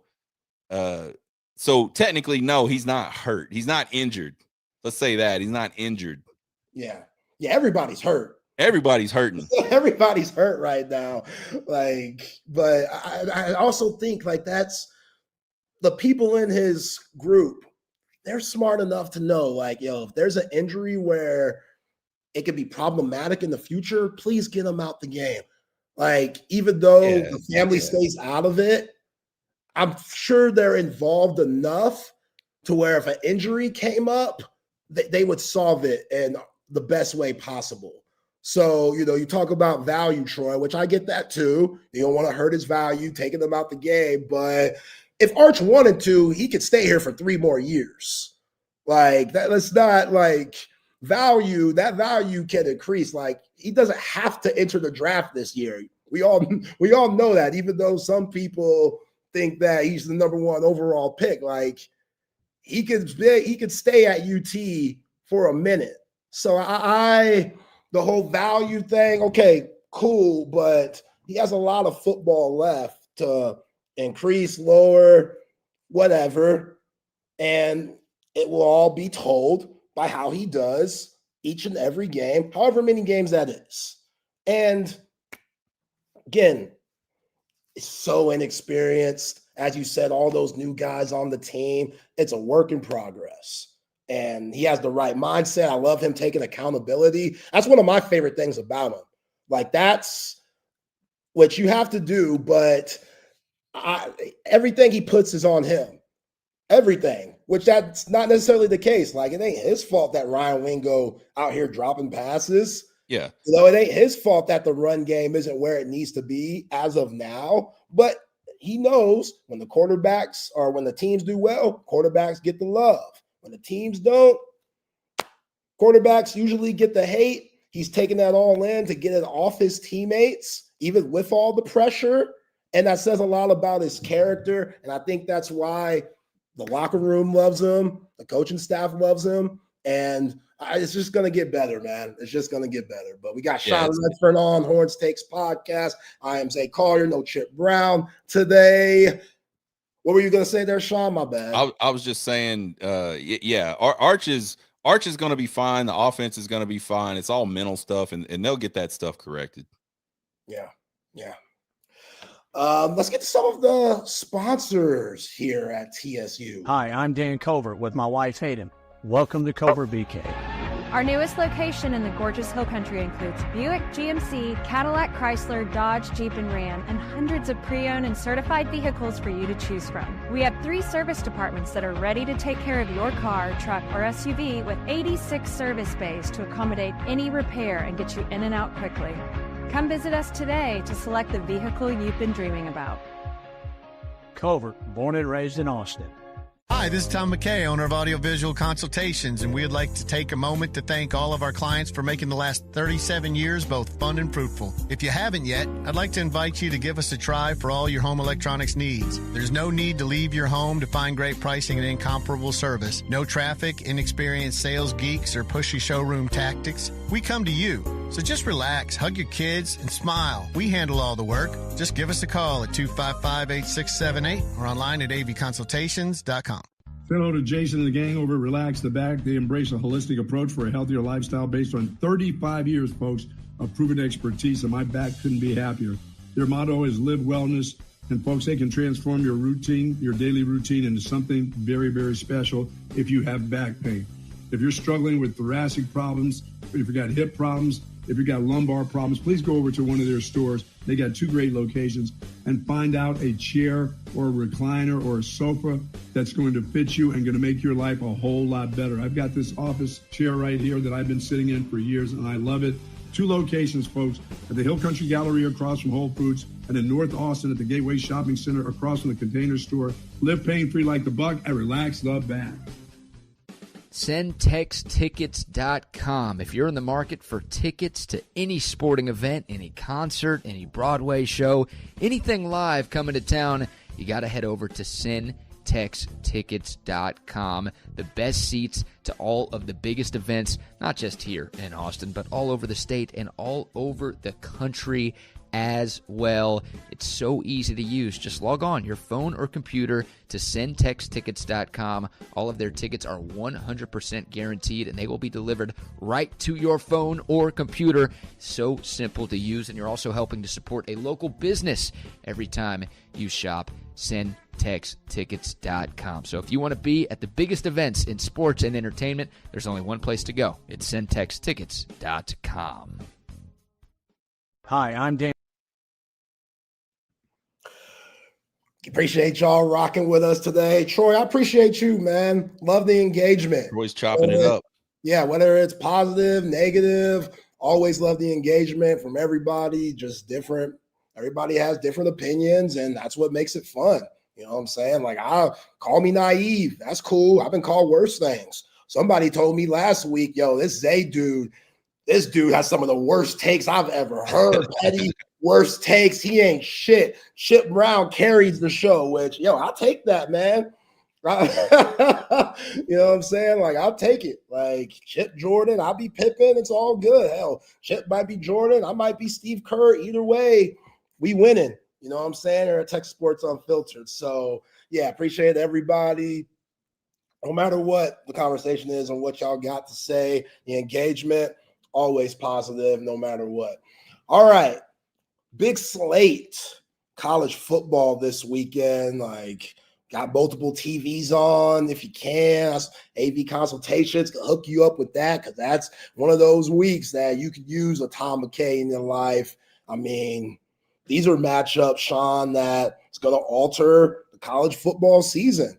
And you look at Georgia versus Tennessee. You look at Florida versus LSU, Notre Dame versus A&M. Like, these are big time games. And let's start with A&M at Notre Dame, because Notre Dame coming into this game, they've had a week to sit on that first loss against the U. Marcus Freeman, one of the best coaches in all of college football. The fact that he took that 2024 team that had one of the worst losses in Notre Dame history to Northern Illinois to the national championship game, even though I hate that Notre Dame gets a certain advantage of them not being in a conference. I still got to salute that type of work, and I respect what Marcus Freeman does in South Bend. But this game, Sean, A&M, Marcel Reed, he looks better than how he looked last year. The arm looks a lot better. He has better receivers, more talent there. The defense, they gave up some stuff against Utah State last week. And, Notre Dame, they were really weird against Miami, because you might have the best running back in the nation in Jeremiah Love, and he only gets 12 touches total. Like, I don't know what you do with that. If Sark had a Jeremiah Love and he only had 12 touches, that'd be an issue, especially in a loss. Like, that'd probably be the main talking point for Texas football if that were the case. I'm sure for Notre Dame and folks that cover that, that was probably a big talking point too. But CJ Carr in his first year, he looked really good in that game. And when you're playing with a certain amount of desperation that I think Notre Dame is playing with right now, because they know they lose this game, you go 0-2, even if you finish 10-2, I think, which is how college football is this season, I think that's a hard jump to make it into the college football playoff, because their schedule isn't that good. So having A&M come in, which shout out to A&M, they're going to be rocking their all whites, which they want to be Texas so bad, man. Like, come on. And I go front. You know me, I'm a hater, Sean. Those uniforms are clean. They are clean, so I gotta hate a little bit, but y'all trying to be UT a little bit too much with the white on white. And when they were promoting on their social media accounts, they talking about, we got the icy whites out here today, and they posted it around all the cars and stuff, and they're like, okay, guys, where'd y'all get this motivation from? But hey, look good, play good, feel good, whatever. I think Mike Elko is a solid coach. I think here in year 2, they are going to be better than they were last year. A lot of that because of Marcel Reed. And even though the line is -6.5 right now, favor Notre Dame, this is just one of those games where I don't know. Yeah, I don't either. The motivation factor for the Fighting Irish, like, how are they going to turn the page? Like, I'm sure that week, that bye week coming off of the loss was brutal. And I'd take Marcus Freeman over Mike Elko, but also I know that running back room for the Aggies is solid. I know they got a lot of grown men on that offensive line. And if Marcel Reed has gotten a lot better, like I think he has, then those guys could go up to South Bend and pull off the upset. But either way, it's going to be a hell of a game. Yeah, I was looking through the lines this morning on all these games, and that one popped out at me. It just seems wild to me that Notre Dame is a 6.5 point favorite, and I don't even think that necessarily has anything to do with how good or bad or indifferent you are about Texas A&M. You said it. We just don't know. And so it seems like usually when you don't know, somebody knows something, I guess is what I'll get at. Yeah, I like that. Yeah. Somebody knows something. It ain't us. Because I thought that one was kind of crazy. I don't know what to expect out of this game. Texas A&M basically played nobody. Notre Dame played what looks like is probably a pretty good Miami team. Again, we just don't know very much about any of these teams. I mean, we can look at some teams and say that's a good team or that's a bad team, but I don't think we can do that about a lot of teams right now, 2 weeks into the season, 3 weeks into the season, however you want to call that. But so yeah, I think what's interesting about a game like this, after this game, after Saturday, I think we're going to know a little bit more about 3 teams. We're going to know a little bit more about Notre Dame. We're going to know a little bit more about Texas A&M, and we're going to know a little bit more about Miami. Miami's got their own thing going on with South Florida, which, they play that game any other time. Maybe it doesn't mean the same thing, but they play it this weekend and show out well, and Notre Dame puts a whipping on A&M, then I think you look at that Miami team and you go, that Miami team is pretty damn good. Right. At least early. Yeah. And hell, we don't even know late November, because I'm sure after Ohio State lost to Michigan, the way that they lost, everybody wrote off Ohio State. Yeah. And then college football playoff comes around and they just nobody can stop them. On through. Nobody can touch them. Yeah. You know what I'm saying? That's where we are now with college football. Even then, it's more of a pro game now because you don't have the loaded rosters. You don't have, people have been talking about parity in college football since I can remember in the late 90s. Oh, there's just so much parity. No, there wasn't.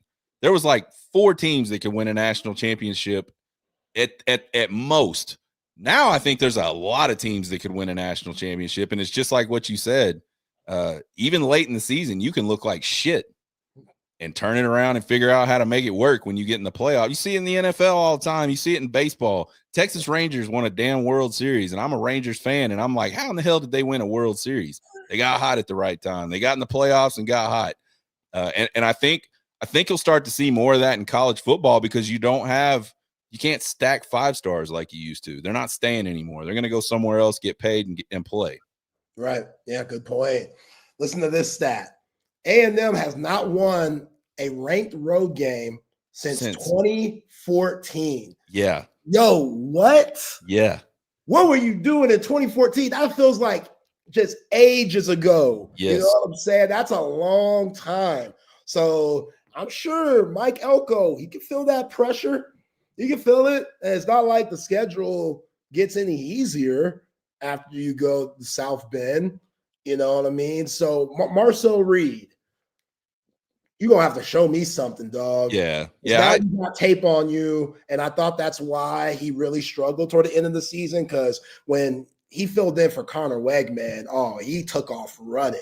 And he was making plays and juking guys. And then once the film started coming out and these defensive coordinators were able to dissect his game and stuff, we saw what Pete Kwiatkowski did to him. We saw what, Hugh Freeze and those guys did to him the game before, and they didn't play South Carolina. Yeah, South Carolina. They haven't played anybody these last 2 weeks. So when you're I think the interesting thing to me about Marcel Reed, and something probably not a lot of people don't think about when they're thinking about, his best games last year were games where he had to come off the bench.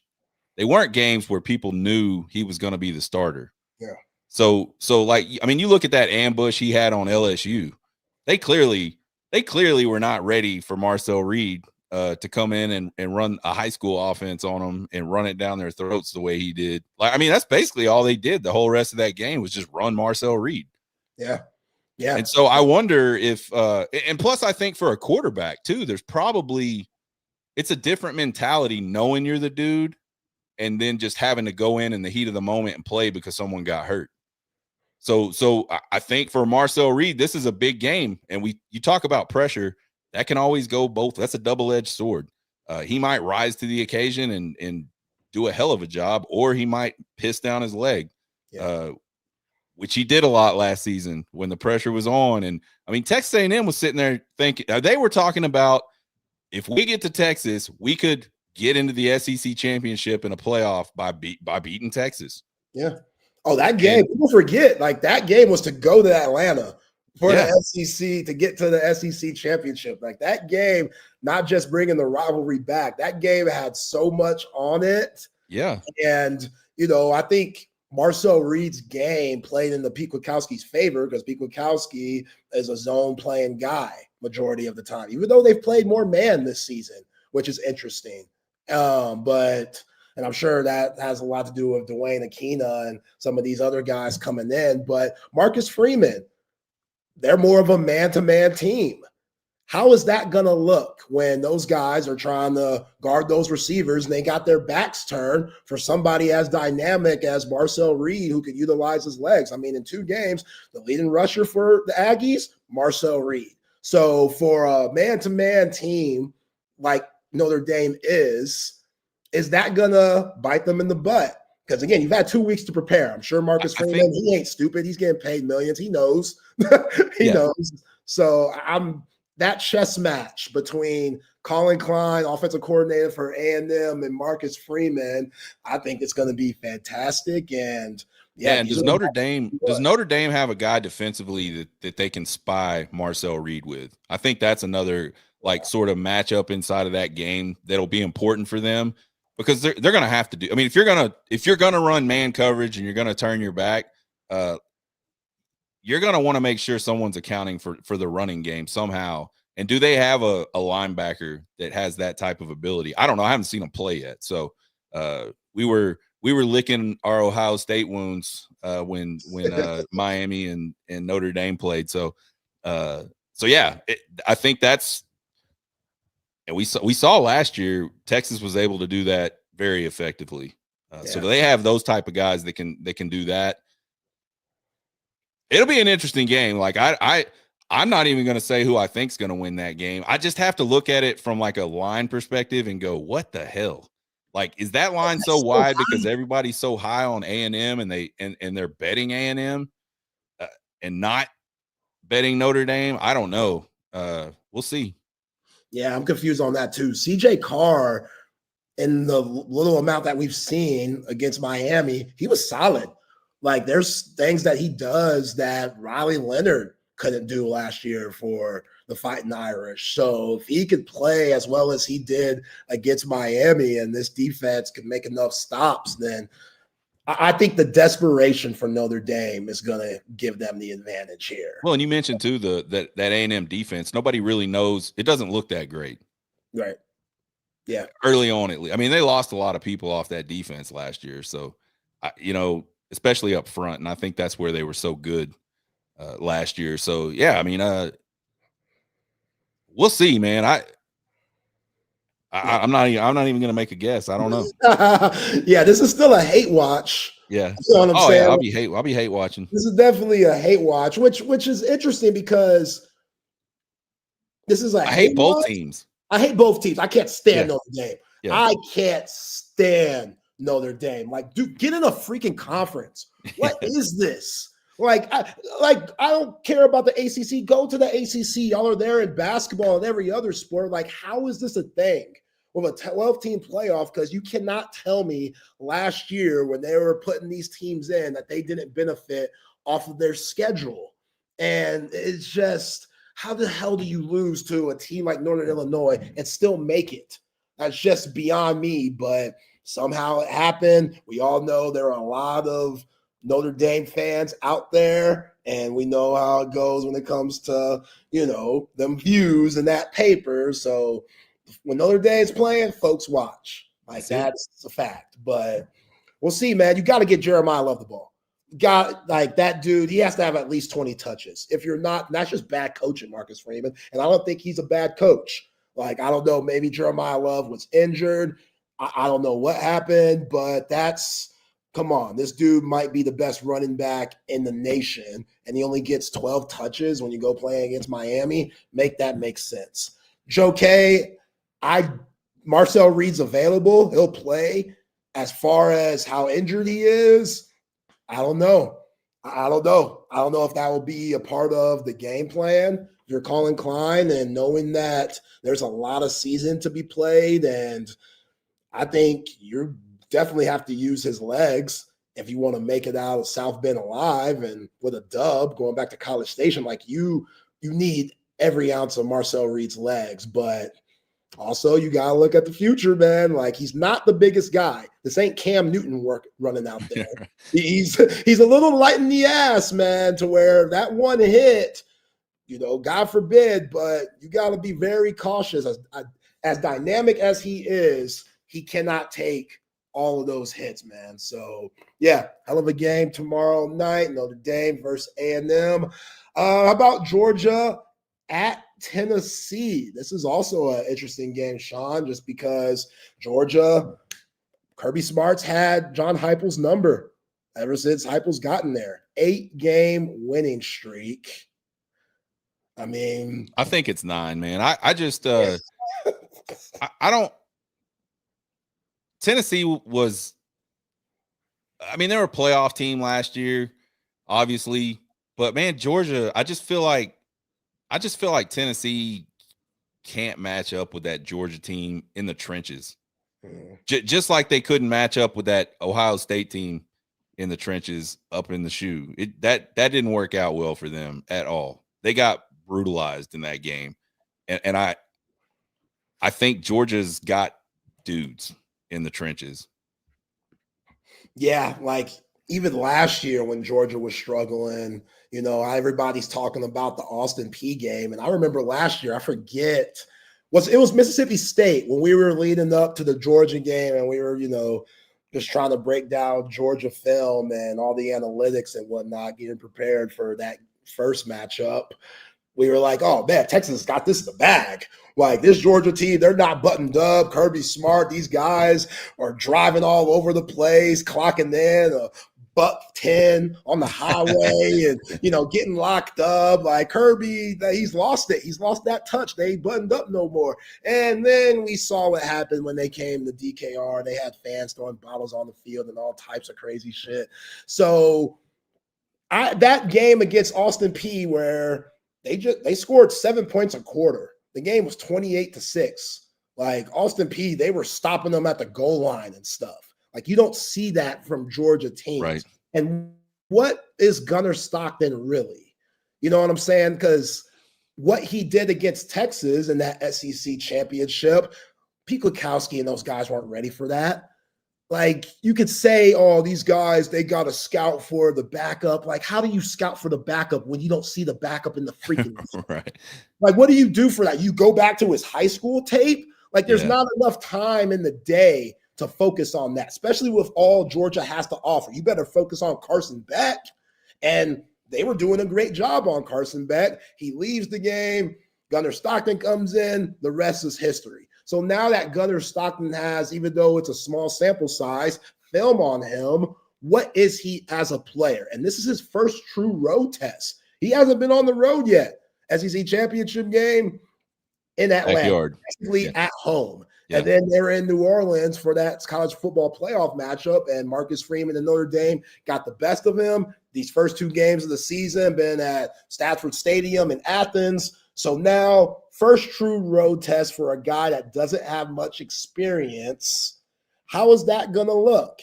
And Joey Aguilar, I didn't think that Tennessee won that trade with, Nico Ilimaliava, but now it makes you think, man, maybe Joey Aguilar in these first 2 games, Syracuse is trash, so it's kind of irrelevant there, but still, he looks good. He looks comfortable in that veer and shoot system that Josh Heupel has become so famous for.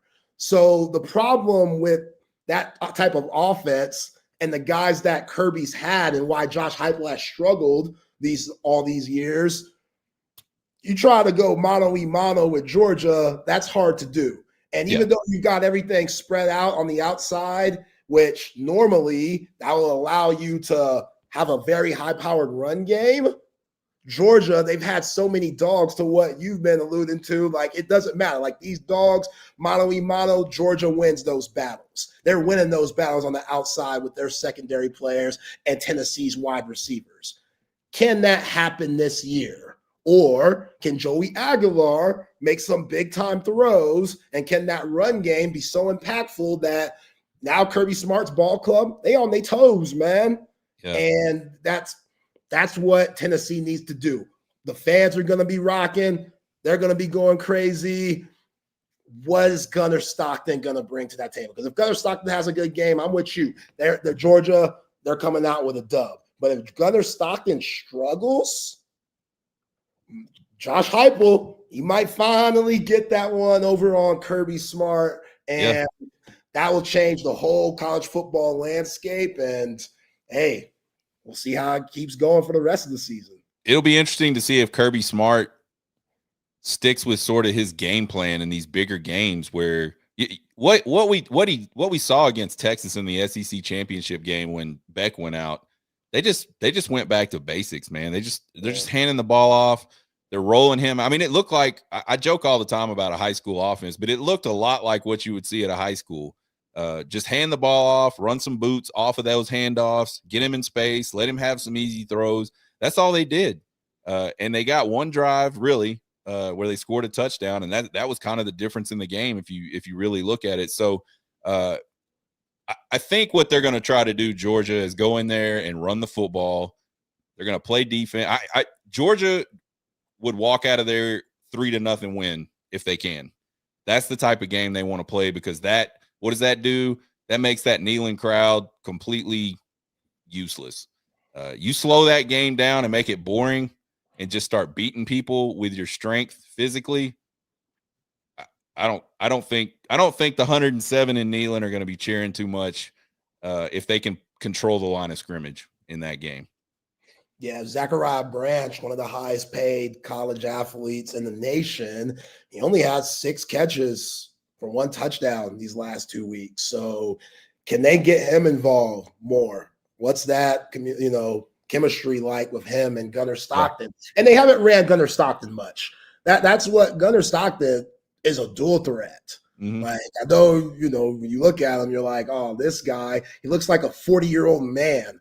But Gunnar Stockton, at his best, he's got a little wiggle to him. He's got some moxie. You haven't seen that first 2 weeks for Georgia, which is a smart thing to do. Like, you don't need that, even though you want to put up more points than 28 against Austin Peay. You don't need him to run in those games. In this game, I think you're going to see Gunnar Stockton with the ball in his hands a lot more in those running situations. And if this Tennessee defense is ready for that, I feel good about Tennessee in this one. I think this could be the one, Sean. Like, I got Georgia, but I think Tennessee, especially at home. If this game was in Athens, then I'd take the Bulldogs. But, yeah, man, I think the Vols are going to be the bigger dog in this one, pun intended. We'll see, man.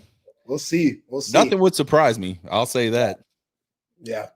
All right, Miami, South Florida. I can't believe this is a game. Like, South Florida, Alex Golish, Todd Orlando. Oh, man, Texas fans. Todd Orlando having success. What the hell is going on here? Shout out to Todd Orlando, man, because what he did to make DJ Lagway, which kind of like Texas, Florida shot themselves in the foot multiple times. They had around 12-something penalties too, so that didn't help their case. But Todd Orlando, that defense, to only allow 16 points against Florida, I think Carson Beck is better than DJ Lagway, especially with the experience and whatnot. So I think this is where the South Florida train stops. Doesn't mean that they still can't be that G5 team, G6 team that makes it to the college football playoff. Those wins against Boise State and Florida are huge. And, if you go 11-1, they're in.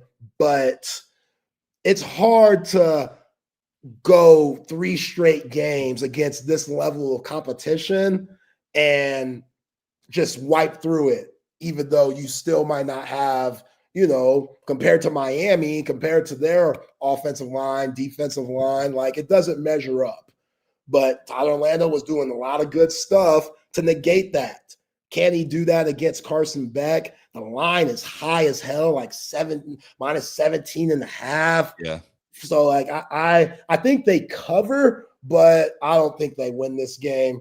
If they do, holy shit. If USF wins this game, that'd be crazy. That would be nuts. Yeah. But we'll see. I really like that quarterback, man. I think and I can't remember his name off the top Bynum of my head, but Brown. say it one more time. Bynum Brown. Yeah, he's good, man. He's that's the kind of guy you want on your team. He can do it a lot of different ways, and he's really impressive. And nobody really heard of him, I don't think. I mean, probably, obviously South Florida people, maybe people around Florida knew about him, but last year he was playing really well before he got hurt. And so, yeah, man, he's kind of like, to me, he's like an X factor. If he can make some plays in this game, I think USF can keep it close. Maybe they have a chance to pull one out again. But yeah, I mean, I think roster wise, you're certainly looking at a lopsided matchup in terms of players from top to bottom. So yeah, I mean, I think I'm going to go with Miami. It's at home. I think that Miami team is probably You think they pretty cover? good. What's that? You think they cover? Man, I don't. I think that guy is going to, I think Bynum Brown, who I just learned his name and I'll probably forget in 10 minutes, but I think that guy, I like his game, man. I think he can keep that offense in the game and get them some points. I don't think 17.5 is a lot of points. Yeah. He's kind of like Lenore Sellers-ish. Yeah, That's he has that aura about him. He's 6'3", he's 230. He doesn't mind putting his body on the line. He's gonna get the extra yards instead of running out of bounds or sliding. So he just, he's one of those guys that can kind of do it himself. Like he can put the team on his back and will them to a win. And you don't see a lot of that anymore. It's tough. It's tough to do that. Yeah, and again, how long can that last for him? Because last year he got hurt. So even though he's 230, you still don't want your quarterback taking that type of beating. And, sure, Boise State, he had 14 carries. Against Florida, he had 17 carries. So that's, for a quarterback, that's a lot. Yeah. That's a lot. Against Miami, if he's up there, I'm sure they're going to give him those types of carries again because that's going to give them the best chance of winning. But terrific story. It's exactly what college football is about. Like, give me the upsets all day, any day. I am not a chalk guy by any means. And that's just not my thing. When I do my March Madness, I try to pick as many upsets as I can. I do not want chalk there unless if it's University of Texas. Everybody else could get got. Miami, you got that bullseye on you. Yeah. That bullseye on you, Miami. All right, last one that we're going to break down a little bit. Florida versus LSU, which that line is -8.5. Death Valley, LSU favored in this game. Obviously, that line's there because of what we saw last week from Florida losing to South Florida. And, Florida, they're in an interesting situation, with the loss and all, but DJ Lagway just doesn't look good right now. And obviously the penalties and stuff, but Billy Napier, here we go again. Like, with all the hype that this Florida team had coming into this season, everybody thought, okay, this is the year. Billy Napier, he's going to get this team over the hump. They're going to get 9-10 wins. They're going to upset teams. Their schedule is ridiculous. DJ Lagway on his way to New York for the Heisman. Him not being available much in training camp, it looks like it's coming back to bite him, Sean. Yeah. And, people just think that talent is going to prevail. Like, dude, you gotta go through the trenches with your team. Like, you got to go through those tough practices to get that camaraderie with your wide receivers and the offense and stuff. You just can't base it off of talent. And if you're not getting those reps in training camp and off season because you're rehabbing injuries, once the season comes around, you're going to see it show. Yeah, and you're rusty. That's what we're seeing with Florida right now. Yeah, I mean, I was never high on Florida like a lot of people were high on Florida anyway. I'm much more of a you're going to have to show me. I'm not taking a flyer on that Florida team in the offseason this year. So, yeah, I don't know, man. I think they get handled. I think LSU's just going to put themselves back on the map. Like, not that they ever completely fell off the map at all, but they're kind of been the team the last few years that has just fell short of expectations. Couldn't quite get those wins against big teams. They've already beat Clemson. I think they're gonna run Florida like right out of Death Valley. Yeah, and they had a weird game last week also. I mean, they only beat Louisiana Tech by 17 points or 16 points, 23-7. Like, that's tough. That's a grimy ass win. Like, at home with all that firepower, it was just like night and day what they showed in the other Death Valley against Clemson to what they showed last week. So what LSU team are you going to get tomorrow night? Yeah. And if you're Florida, it's been a rough ass week. It's been a brutal week. So there goes that motivation factor. Same thing that I said with Notre Dame and them losing to Miami 2 weeks ago. Like, now, hey, there ain't no turning back.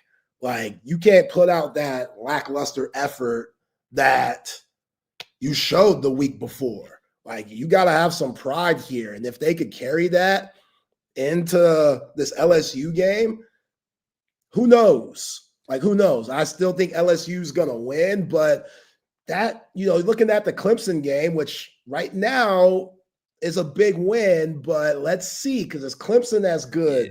They've struggled, yeah. They've struggled. You're down 16-0 to Troy. I don't care if you win the game or not. That's weird. Yeah. Like, for a Dabo Swinney team, that's very odd to see. So what's going on in Clemson right now? I don't know. And they got a pretty tough matchup against Georgia Tech. That line's like -2.5. So that's another game, even though we're not going to break it down today. That's a game that I'm definitely going to have my eye on. But yeah, LSU, how good are they? Brian Kelly, everybody's expecting this to be the year. They got the #1 transfer portal in the nation. Garrett Nussmeier supposed to be everything since sliced bread and that. So, like, we'll see. We'll see. It's a rivalish game. It should be a good one. I think it could be a good one. I think Florida, they got a lot of pride. Well, I don't know if they have a lot of pride. I'm expecting them to have a lot of pride. Like, come on, this is Florida. Like, what they showed against South Florida, inexcusable. So now, I just don't think Napier's the dude, man. I just don't think he's he's like the Sam Pittman of Florida or something. You know what I mean? Like, he's like probably like a great dude, a good coach somewhere else. Not a SEC type guy though, for whatever. And I don't even necessarily know if I can put my finger on what that means, but it's like he's not building teams that can compete in the SEC. No, you can get fooled now. We've seen it a lot of times, man, where you bring in the guy and you're like, oh, this is it. This is the guy that's going to get us to the promised land. This is the guy. Texas did it twice. Yeah, Texas did it twice. Exactly. Charlie comes in. You're like, damn, Charlie, he got something going. Oh, that's not the case. Herman comes in. You're like, oh, man, this guy is we're good. Savant. Like, and that wasn't the case either. So, yeah, you could get duped easily. I think LSU is going to win the game, but I do think Florida covers at, 8.5. But all right, Sean, let's get into a little NFL while we got 7 minutes. Let's rewind to last night. Commanders at Green Bay, man. We talked about it briefly to start the show, but like I said then, Barron Sorrell and Matthew Golden, they might have been put in the best situation possible where you come into the NFL, kind of like our guy Dan Neal back in the 90s when he got drafted by Denver, and you're like, yo, I'm on the best team in the league. Yeah. And again, it's early as hell. Yeah. But Green Bay, man, now that you got Micah Parsons, he gives that whole team crazy confidence. And Micah's not even in like football shape yet. Right. He was disrupting the game. My man Jaden Daniels looked antsy, which is hard to do, even though Jaden Daniels is smiling and stuff. That didn't look like the rookie of the year that we saw this past season. Obviously, with Terry McLaurin holding out, they got to get that chemistry back and whatnot. But Jordan Love, he looks like that guy that could be a Super Bowl winning quarterback. Matt LaFleur is a heck of a coach, terrific football mind on the offensive side. They got a lot going for them. And this might be the year for Green Bay. As far as the Commanders go, I think they're good too. But now you're not going to creep up on anybody. Like there's no, like we know Jaden Daniels is good as hell. Debo Samuel, I thought that was a really good get for them, but they're old, man. Austin Eckler probably tore his Achilles last night, which was brutal to see. It always looks the same when someone tears their Achilles every time. You're trying to push off to make a move, and then all of a sudden you just go down and you see the guys holding it and pointing at it, and it's just devastating. But they got Bobby Wagner, they got Marcus Lattimore, like guys that are very seasoned, but also have a lot of years in the league, and it might hurt them, once December comes around. But still a good team, still going to be fighting for the playoffs. But Green Bay, I think they're for real, even though we've only seen a small sample size. Yeah, I mean, they're 2-0. They've looked really good in both games. They've got arguably the best defensive player in the NFL. Definitely the best pass rusher in the NFL, in my opinion. So yeah, I mean, I think they made the move. Like they felt like they were a defensive player away from being a Super Bowl contender, and they went and spent the money.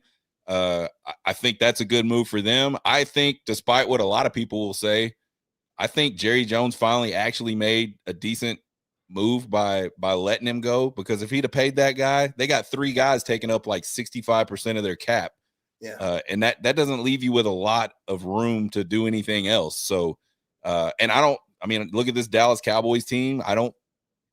They looked really good against Philadelphia. They're probably a couple drops away from winning that game, which would have been big early on in the season. But, are they a team that's ready to win this year? I don't know. I feel like the Dallas Cowboys are always ready to win. They just never do it. You know what I mean? Something always happens.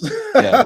So whether it's an injury or someone just like the CeeDee Lamb thing, like, dude, you're a top 5 receiver in the NFL. You have 3 of the biggest drops that you could possibly have in the game. Like that's Cowboys living. Yeah, it's always something, right? Like somebody's getting hurt, they're dropping the ball.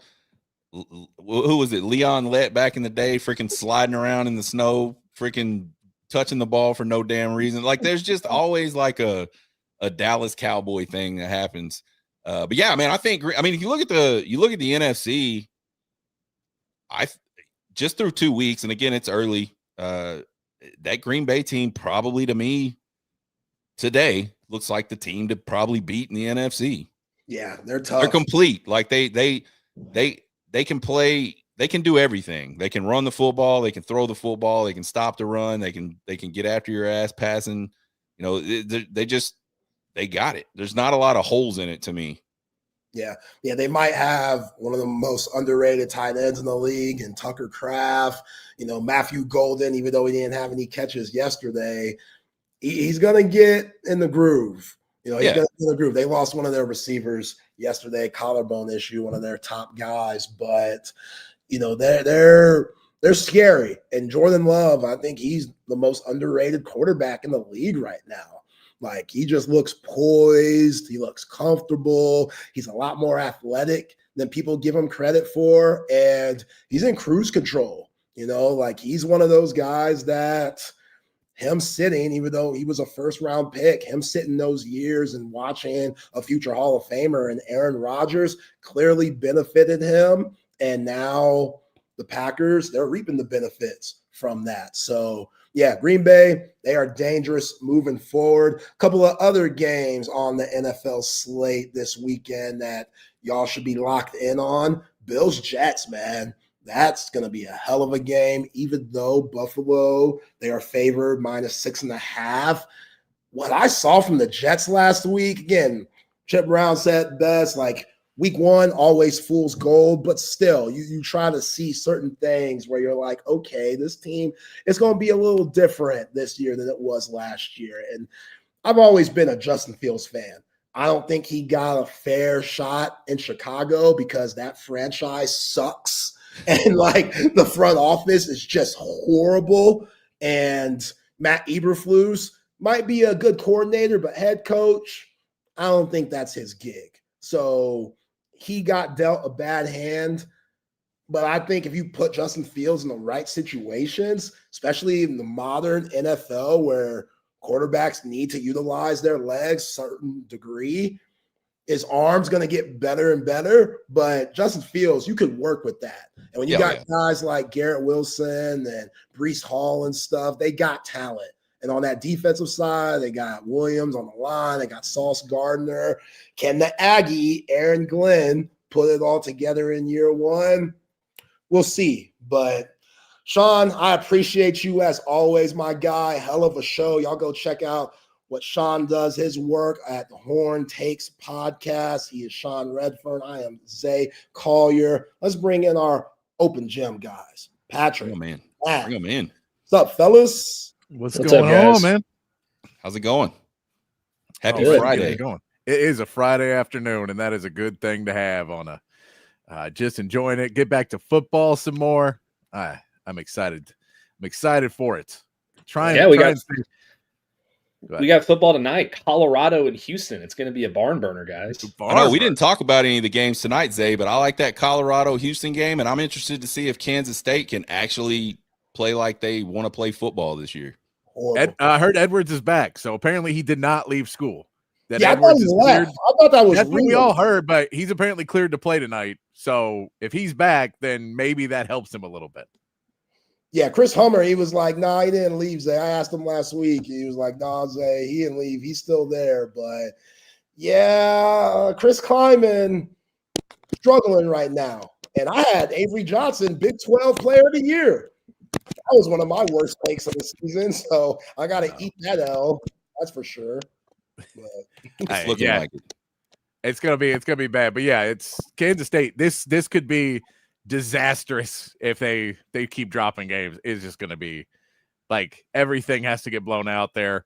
You got to go back and find another old guy who loves Taco Bell to be your coach, trying to figure it out. Well, we appreciate you guys. Going. Appreciate you, Sean. Good show. Appreciate you guys. Welcome into Open Gym here on Texas Sports Unfiltered here on Friday afternoon. Myself, Patrick Davis, alongside Matt Galatzan of Texas Longhorns on SI. Text lines open 512-222-9328. And of course, over here on the chat, Facebook, Twitch, X, and on YouTube. That is what you got going on over here. If you want to join the conversation with us as we get into it. Matt, any weekend plans other than football? What else do you do on the weekends, Patrick? I'm not familiar with these other plans on football weekends.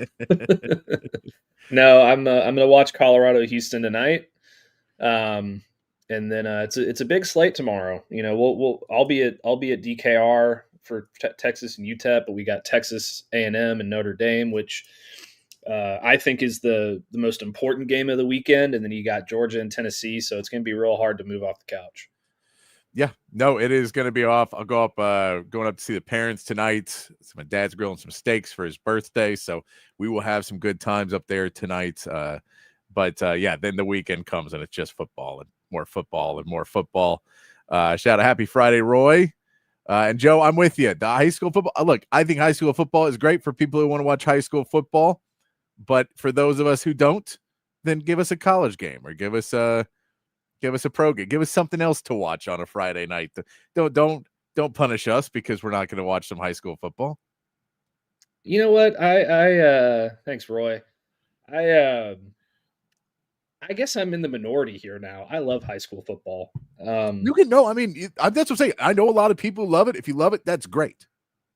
Yeah, it's just, you know, I enjoy going from Thursday and having the NFL game and some college games or whatever to having the little break on Friday because, you know, I travel a lot on the weekends and, yeah, you know, when I come to Austin, I stay with my parents because, you know, they live here. Why would I pay for a hotel? I got my parents here. I get to spend time with them. So I like to spend Friday night with them, just kind of hanging out and, you know, doing whatever. So, you know, it gets back into it on Saturday and Sunday. And I just, you know, it's nice to have a little bit of a break, but you know, what do I know? What do I know? But that's the thing is there's no top 25 games tonight. It's not like you have to watch Friday night football. It's not like I'm saying, you don't have to put in big games on Friday, but yeah, throw us in a Indiana versus Indiana State and a Colorado, Houston, a Kansas State, Arizona. Why not? Throw a couple games in there, maybe put it on the TV. Don't have to pay close attention to it. Yeah, I actually do have to watch Houston and Colorado tonight because I run a Houston Cougars site now. So, so that's the deal. I guess I'm roped into it tonight. That's the deal, though. Yeah. That's and hey, work. you know what? That is work. Dion heading to HTX to try and take down the Cougars. It's gonna be the best game of the day. There was part of me that really wanted Colorado to be good this year because it would be so funny for Dion to have to admit that Shedeur was a problem. Like, I think Shedeur was a good college quarterback, but like if Shedeur leaves and then they get much better, that would be really funny to me because then you have to be like, oh, they built the stuff and they made it to where it's like, no, those guys were the problem. Yeah, it would be funny for sure. I can't get behind Colorado. I can't do it. There's something about it, and it's not Dion. It really isn't. I like Dion, especially since he's gotten to Colorado. I think he's gotten progressively more tolerable. But I don't like Colorado being good, man. I think Colorado's place in the college football world is 3-9, 2-10. I think that's where they should be every year. That's just what feels right to me, So we'll see how it goes. Plus, I really, really like Willie Fritz. I think he's an awesome guy and an awesome coach. And Houston's they're on the up and up. They have the number 2 quarterback in the country committed to them right now for the 2026 class. They do. They're trying to pick it back up. No, I think it would be funny. I think it would be funny to have that, but it's not going to happen now. They're already 1-1. It's not going to happen that Colorado is just such a better team outside of it. It's just been funny to watch them trying to explain. And Joe, I do. The Big 12, I think it's not necessarily the Big 10 so much. The Big 12 is going to be on Fox tonight with Kansas State, Arizona. I think the Big 12 is like, we have to take any market that is somewhat available to us because we are so far down. Like the ACC at least still has maybe some schools that people would really get excited about, even if it's not necessarily, great football. They're still like, you still get a Clemson and a Miami, and the Florida State is good again now. You get some of those schools over there. You get a North Carolina with Bill Belichick. The Big 12 just doesn't really like. Dion is like the big attraction there still, and that team's not good, so that's a problem. So you're like I think they're heading over to Friday nights to try and get some pieces in there. But I think you are right; it is Fox still, so they may put Big 10 on there because Fox is trying to get in on the market as well, trying to get something going out there. It can't always be SEC. That's why SEC carries the big stick, because other conferences have to go to different nights of the week to play so that they get views. That's how it works now. That's what you want to see.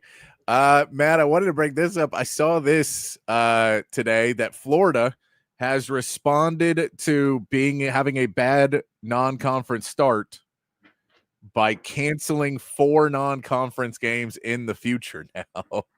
That Florida... Now, what they had said was this is because of the 9-game conference schedule. The 9-game conference schedule, all the games they had scheduled had an out that said, if the SEC goes to a 9-game conference schedule, we can get out of these. So they have now canceled a home-and-home series with Arizona State that was supposed to be 2028 and 2031. They have canceled an NC State home-and-home 2026 and 2032, and a home-and-home with Cal 2026 and 2027. Though they have canceled all of those home and homes with Power 4 schools to say, guys, we already play in our normal schedule, usually 2 other Power 4 schools, because we play Miami and Florida State. So if we're going to play Miami and Florida State, we can't have a 3rd Power 4 school in our schedule and play an SEC schedule. A 9-game SEC schedule. So I don't think it's the craziest thing because they do often or always play Miami and Florida State. They always play at least one of them, but they normally play. And so you're like, they are playing, they're not getting rid of any good schools. Technically, I mean, you could say Arizona State, Cal, and NC State are all lower than the other schools are keeping because the rivalry games. Cal does still play football. Yes, hair of the dog. Cal does still play football. Fernando Not well. Mendoza, the all-star quarterback for Cal last year, transferred to Indiana though, so they're probably going to be pretty bad this year. Really? Shocker. Yeah, but yeah, no, I agree with you. It is odd timing. It's really to, odd to timing. do it. It's really odd timing. But if you look at the complete breakdown of their future schedules, next year they still have Florida. They have Florida State every single year. Yeah. 2028 they still have Colorado on there. 29 also in 29 and 2030 they have UCF. 2031, 2032 they've got Notre Dame. And then 2033 they have UCF. So they've still got some Power 4 teams on there. When you originally were saying it and talking about the report, I was like, oh, they just got rid of all the good teams. No. But then you remember that they have to play Florida State every year at the end of the year. So that technically fills the need for the, quality non-conference game alongside the 9-game schedule. But yeah, you probably should have done this like in December or like, right when they announced the 9-game schedule thing, as opposed to waiting until after you got, beat by South Florida in your own backyard. It probably would have had better optics, but that's okay. That's okay. Well, I mean, and these are not like, I would understand if they had to cancel the games where they paid other people, the pay-in plays where, like UTEP is for Texas, the games where you're going to pay them money to come in and lose. They could have canceled that because they're like, guys, we got to save some money to fire Billy Napier. we can't afford to. Can someone else pay to play us? We got to get rid of this Billy Napier guy. You know what's going to be funny, Patrick, is if Billy Napier is on the hot seat right now. Obviously, if he beats LSU this weekend, which I don't think he will, but let's say he does, that is probably a Florida fan's worst nightmare. Because now he has a signature win on the season and it just kicks the can down the road a little bit further. Oh yeah. Oh, 100%. Like that is the catch of Florida, which was last year, which was Florida finished strong. And if you finish strong, then now there's hope. And we don't want to screw up recruiting any more than it's already screwed up, because now we're finishing strong. So now some recruits believe there's momentum because they're impressionable young men and they only remember the last 6 months. Or last 2 months, so they don't believe this. But I think, now you're going to see that with another season going by. And I don't know how much they can buy it much more. The problem is I don't think they have a president still. I think Florida, there's reasons why Florida has trouble firing Billy Napier is because they don't have – I don't know if they have a full power structure at the university right now for someone to be able to pull the trigger on how much money that's going to cost. I mean, I would imagine that – isn't Scott Strickland still their AD? Yeah, but you still got to go. I mean, when you're talking about, what's the buyout for Billy Napier? Oh gosh, I'll have to look it up. I guarantee it's a quick. Yeah, I can guarantee it's a pretty quick Google search at this point. Let's see, $19.38 million after this season. That's not that bad. No, it's not bad at all. The Florida coach's buyout is 85% of his current remaining contract, which would be $19.38 million after this season, with 50% of the buyout, $9.7 million, being due within 30 days of Napier being fired. The rest being paid out in equal installments through July of 2028. There is no offset for the buyout if Napier gets another job. That is according to CBS Sports. I mean, that's not a lot of money in today's college football world. No, it is more now because you're revenue sharing. So you're starting with a base of 20 million and then you throw in your NIL with funding. So it is a bit like it's harder to get any money now for that type of thing. But I feel like there's someone in Florida who would shell out a large portion of that. Especially since you only have to do the $9.7 million up front. Yeah. So, I mean, I would imagine it wouldn't take too much to try and find somebody to come in and take his shoes. I don't know who it's going to be. I can't really think of any. Well, actually, Alex Golish, the USF coach. Yeah. I think they would want to make like a huge splash personally. Yeah, I think they would too. And locationally, it makes sense.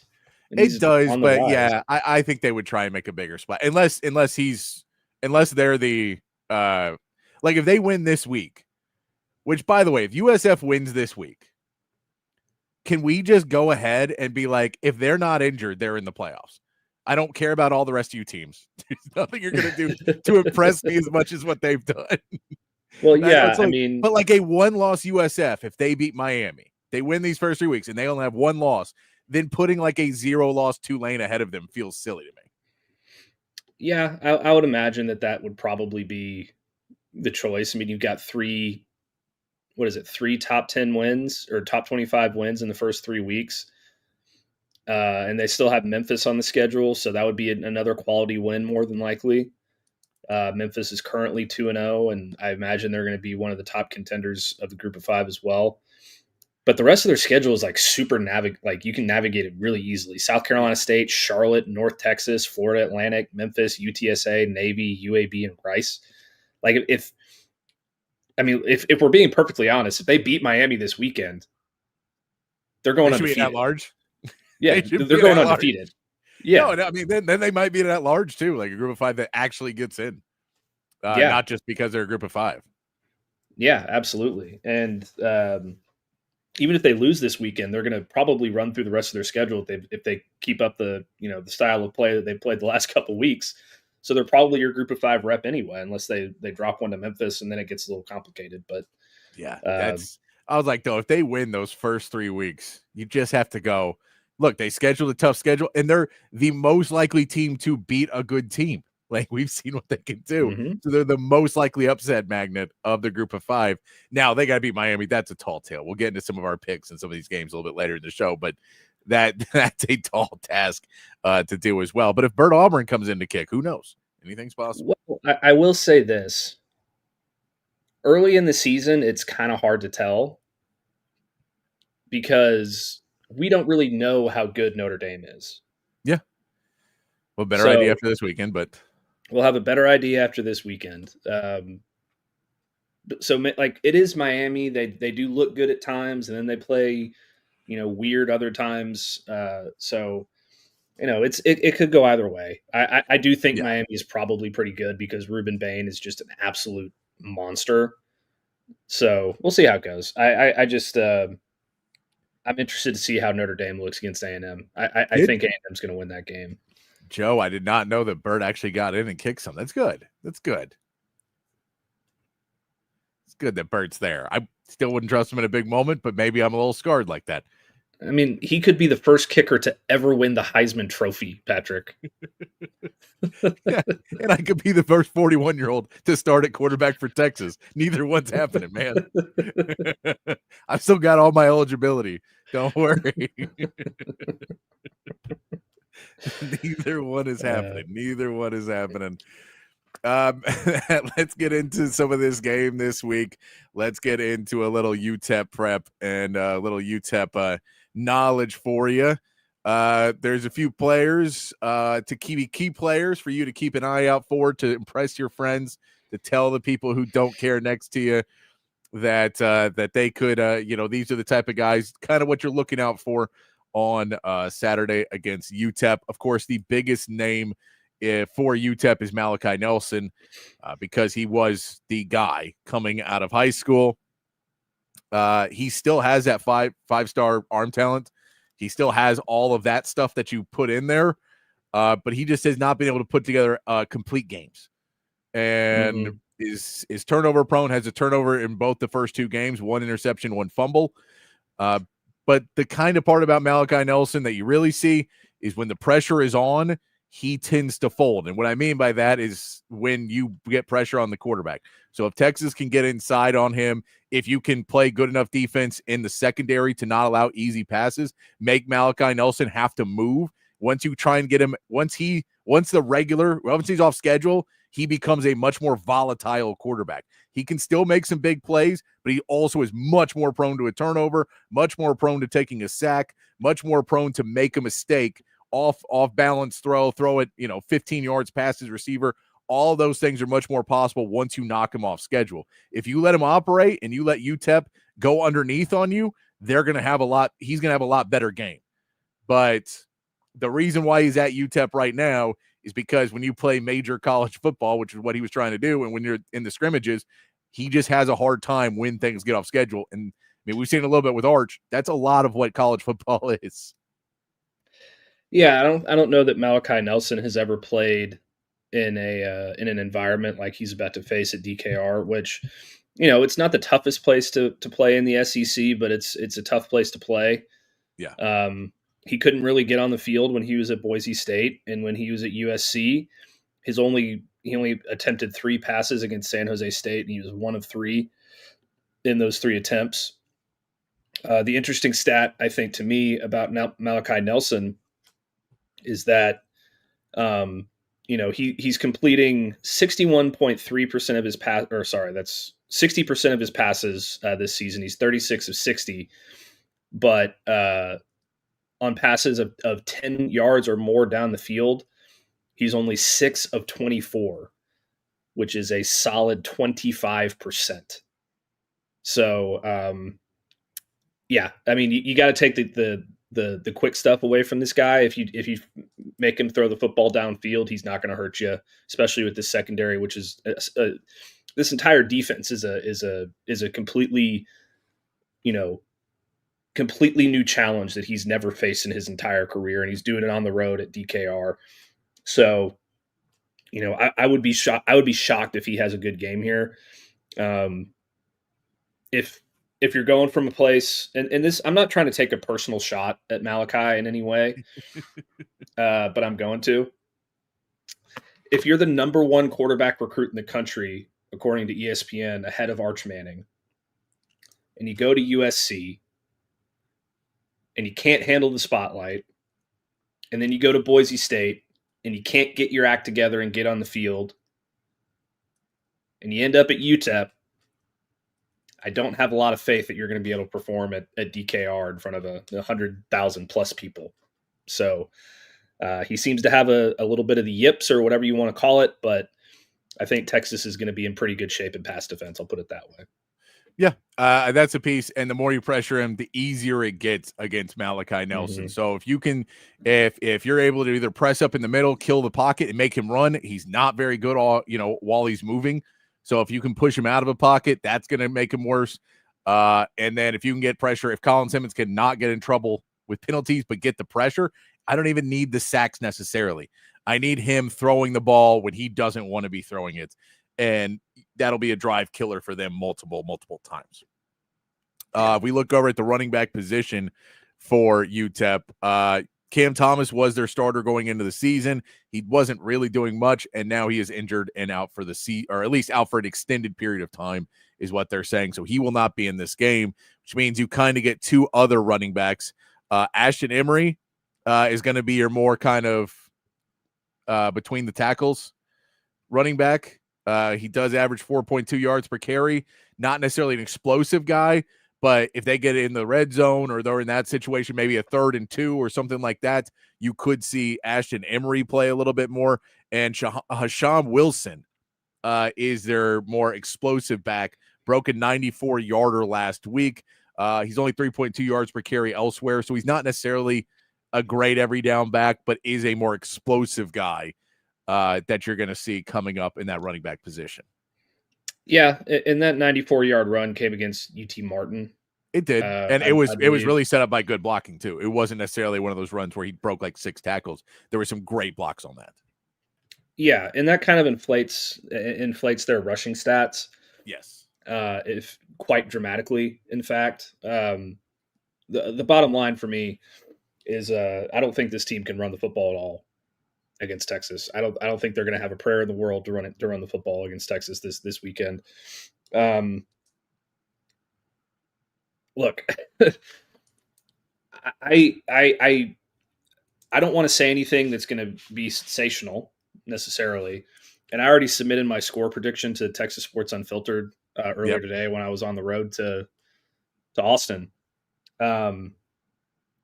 I don't know how this. I might have to change my score and set a new score to BK after looking at the stats and kind of analyzing them a little bit more. I don't know how this team's going to score against Texas. I really don't. It would have to be a defensive touchdown of some kind, in my opinion. I do think they could have explosive play. They could, because they've had several explosive plays. Yeah. Now, they've not been against great teams, but they have had explosive plays. And so I think that that's kind of where you look, and we'll go to wide receiver. Kenny Odom is the guy. He came with Scotty Walden, the coach. He came with him from Austin Peay. He's a more speedy receiver. He's their lead guy. He is the main guy. So kind of like how Scudero was last week, that's what Kenny Odom is what you're looking at. Now, Scudero was a better wide receiver than Kenny Odom is, but he is he's 14 receptions for 221 yards and 2 touchdowns on the season. That's the main guy they're going to be trying to get the ball to. But that's a guy that, all it takes is one guy to slip or, a miss coverage somewhere, and all of a sudden someone slides through. Another wide receiver to look at is Torek Goins Jr. Interesting name, Torek Goins Jr. He is a freshman out of Freeport. He was only a 2-star, but he did have 3 receptions for 105 yards last week. He's 6'2", 180, so a skinny guy, but a little bit taller. But he was last week, again, this is against not a good team last week, but that was the only other receiver that they've really had that has done anything of note on this team. So those are kind of your two, but it's all about explosive plays. I do want to mention this because I was doing my research, and I found out that they have a wide receiver named Eric Willis III. Do you know what school he came from before he transferred? Without looking. Eric Willis III. I have no idea. I'm going to guess it's a good school. It's not. He came from California. But not California. California, Pennsylvania. The California Vulcans of Pennsylvania in California, Pennsylvania. Which I did not know there was a California Vulcans. I didn't know that was a football team. That is where he was transferred in from. That just made my brain hurt. That's almost like IUPUI, the Indiana University of Pennsylvania, whatever. It's Purdue University. Indiana University, Purdue University Incorporated. Yes. George Hill. Hill came out of there, drafted by the Spurs. Hence why I know that information. But yeah, that was Indiana University, Purdue University. When they drafted George Hill out of that school, the NBA draft catalog, they're like, we don't even know what IUPUI stands for, much less who the hell this player the Spurs picked was. But that was the one that they got. Then they traded him in the Kawhi Leonard trade. They sent him to the Pacers for that Kawhi Leonard pick. So that's the George Hill, because they sent him back to Indiana. But George Hill was a good player for several years in the NBA from IUP. He was good. But yes, did he play for the Mavericks at one point? He may have. He's played for a lot of teams later in his career. But yes, the California Vulcans in California, Pennsylvania. Did not know California, Pennsylvania was a place. The California Vulcans. I do have to ruin it. It is not Star Trek Vulcans, though. I was going with the Star Trek Vulcans. It is for the Roman god Vulcan, the god of fire. That is the research that I was doing today, people. If you need to know important information from that I was getting from UTEP, is there was a guy that played last season for the California Vulcans. If you want to just ruin your party with dumb trivia, there you go. There's your dumb trivia to ruin your party for you. Man, that is such a huge missed marketing opportunity for that school.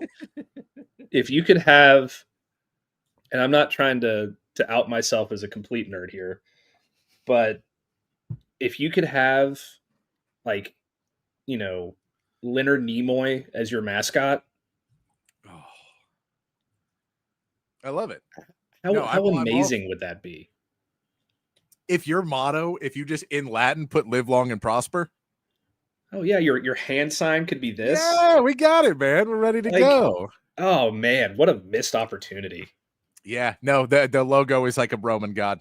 Pretty disappointing, yeah. That's super disappointing. When I was going through all the research for it, and because I saw it, and it goes, because the reality was I was looking at all their players and kind of going through and then seeing where they transferred from, and I was seeing if anybody transferred from a nicer school, and I was like, oh, Cal, why did he go from Cal to UTEP? It's like, oh, Cal, Pennsylvania. That tops Ohio, Miami of Ohio. I hate that one so much. Miami of Ohio is annoying.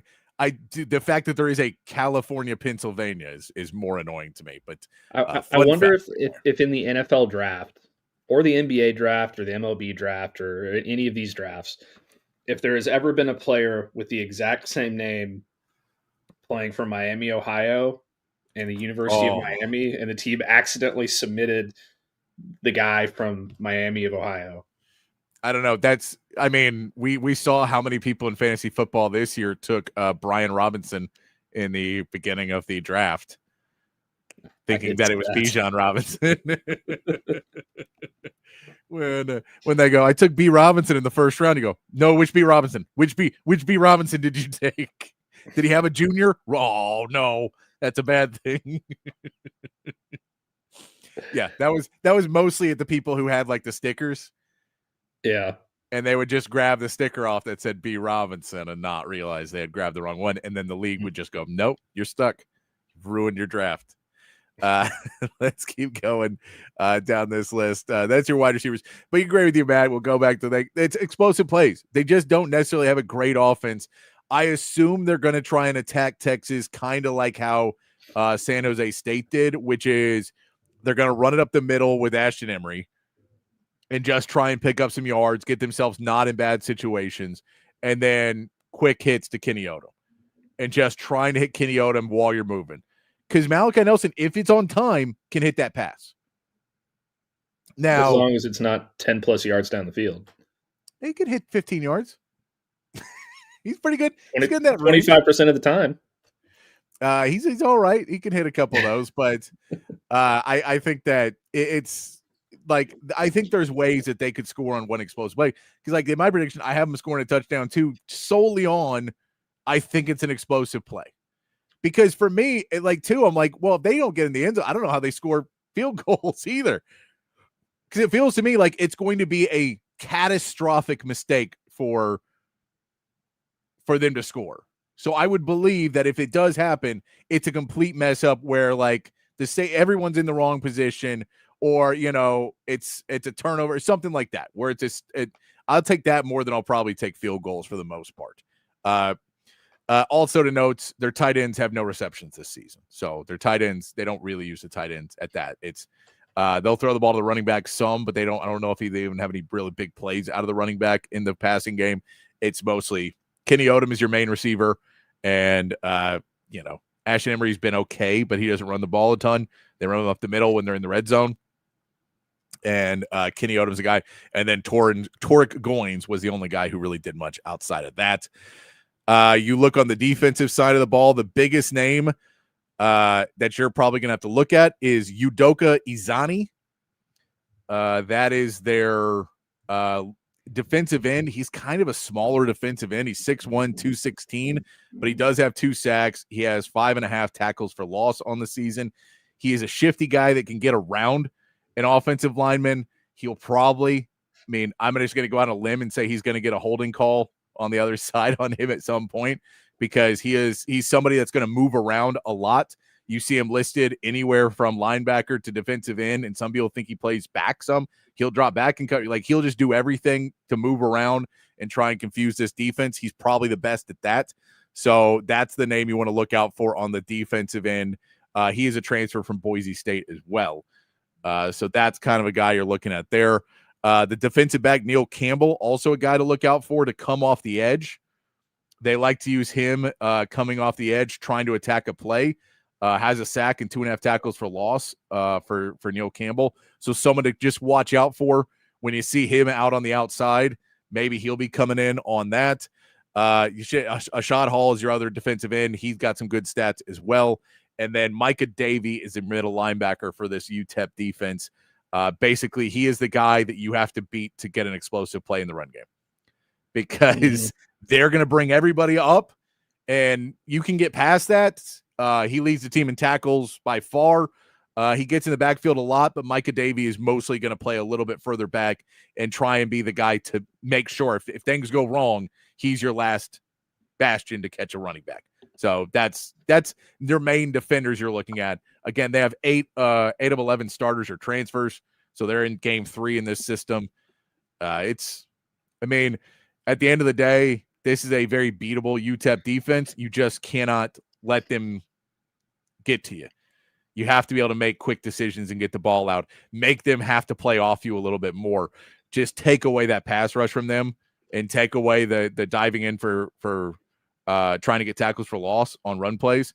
And if you're able to keep moving the ball forward, they're going to have to try and step back into coverage more. And once you do that to them, it's over because now you get all day. Yeah.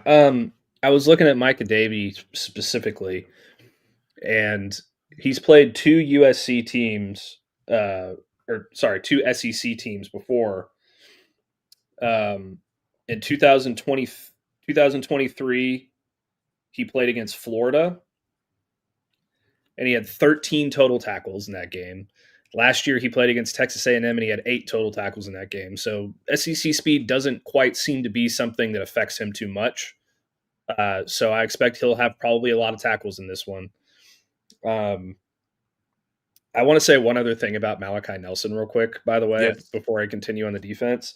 I texted a buddy of mine who's, I'm not going to say his name, but he's a national recruiting analyst. And I said, can you give me your honest opinion of Malachi Nelson? And he said, where even is he? And I said, UTEP. And his only response was, Lord. So I don't think people have a real high opinion of Malachi right now. But yeah, Micah Davies is going to be a guy who can keep up with Texas's speed. And I don't think that the size of Texas's running backs or, offensive lineman is going to be something that he necessarily hasn't seen before. So that's going to be a bit of a challenge there. But if you're able to get past him, you should be okay. In terms of the defensive line, I'm not going to try and pronounce the guy's name because you did it a lot better than I probably ever could. I looked it up this morning. And but no, that guy can get after you in the sack game for sure. It's really kind of a collective. Udoka Yeah, Izani. there you go. Udoka Izani. They really have a lot of guys who can do that though. Ashad Hall has 2 sacks. Elijah Baldwin has 1.5 sacks. Neil Campbell, the corner, has a sack. Shaquan Bowser has a sack. A lot of the interior defensive linemen have been getting into the backfield for them. Yeah. And getting sacks. And the interesting thing about it is, like, if you told me that a team had 10 sacks in 2 games, I would assume it's a bit of a collective effort, but I would also assume that there's one guy who's been wreaking havoc because that's typically how it goes, right? Yeah.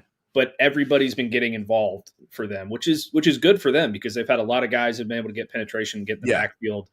But it's kind of a double-edged sword for them in this case, I believe. So if Texas is able to protect, they should be able to get plenty of big plays in this game.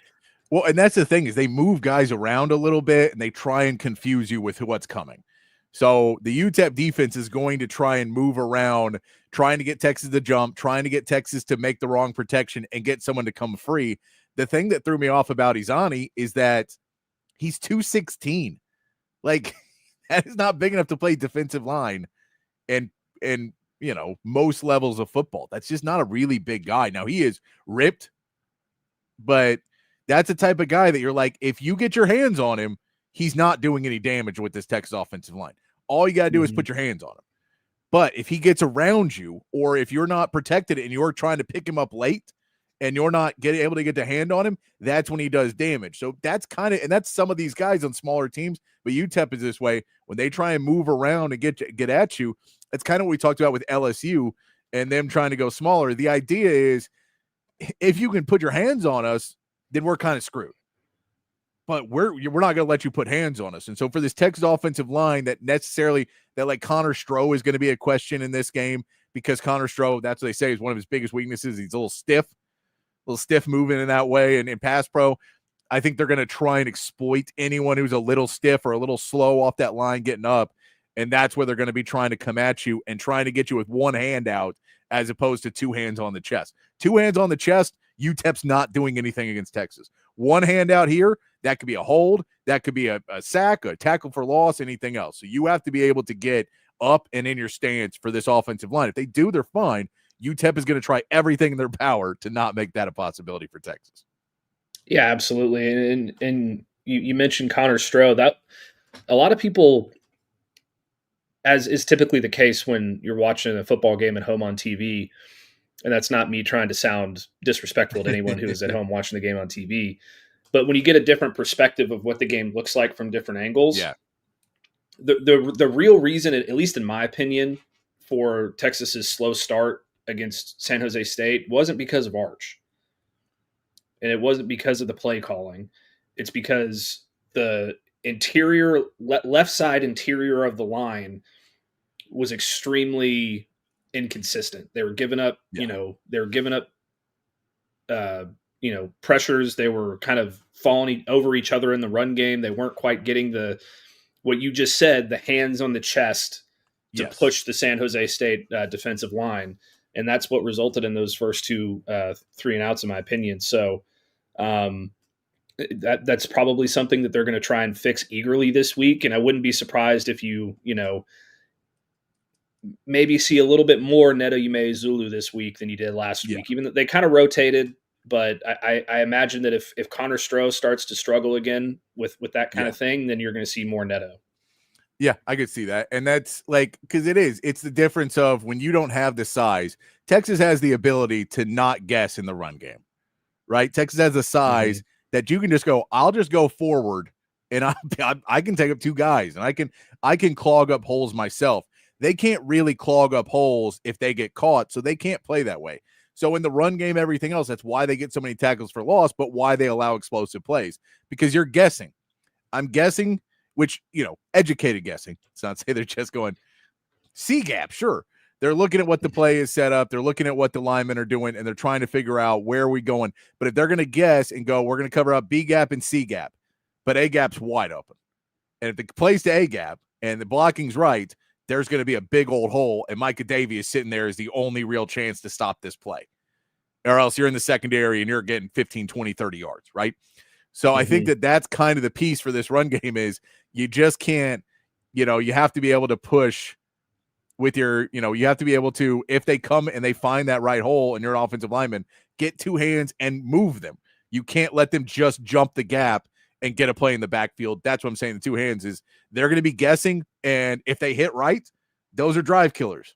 Cause that's a 1st and 10 incompletion, 2nd and 10 turns into a 3rd and 13 because they guessed you were running B gap or they guessed you were going to slide the outside and your offensive lineman just, as soon as it started, they jump and you're already a step behind because you think they're coming closer to you.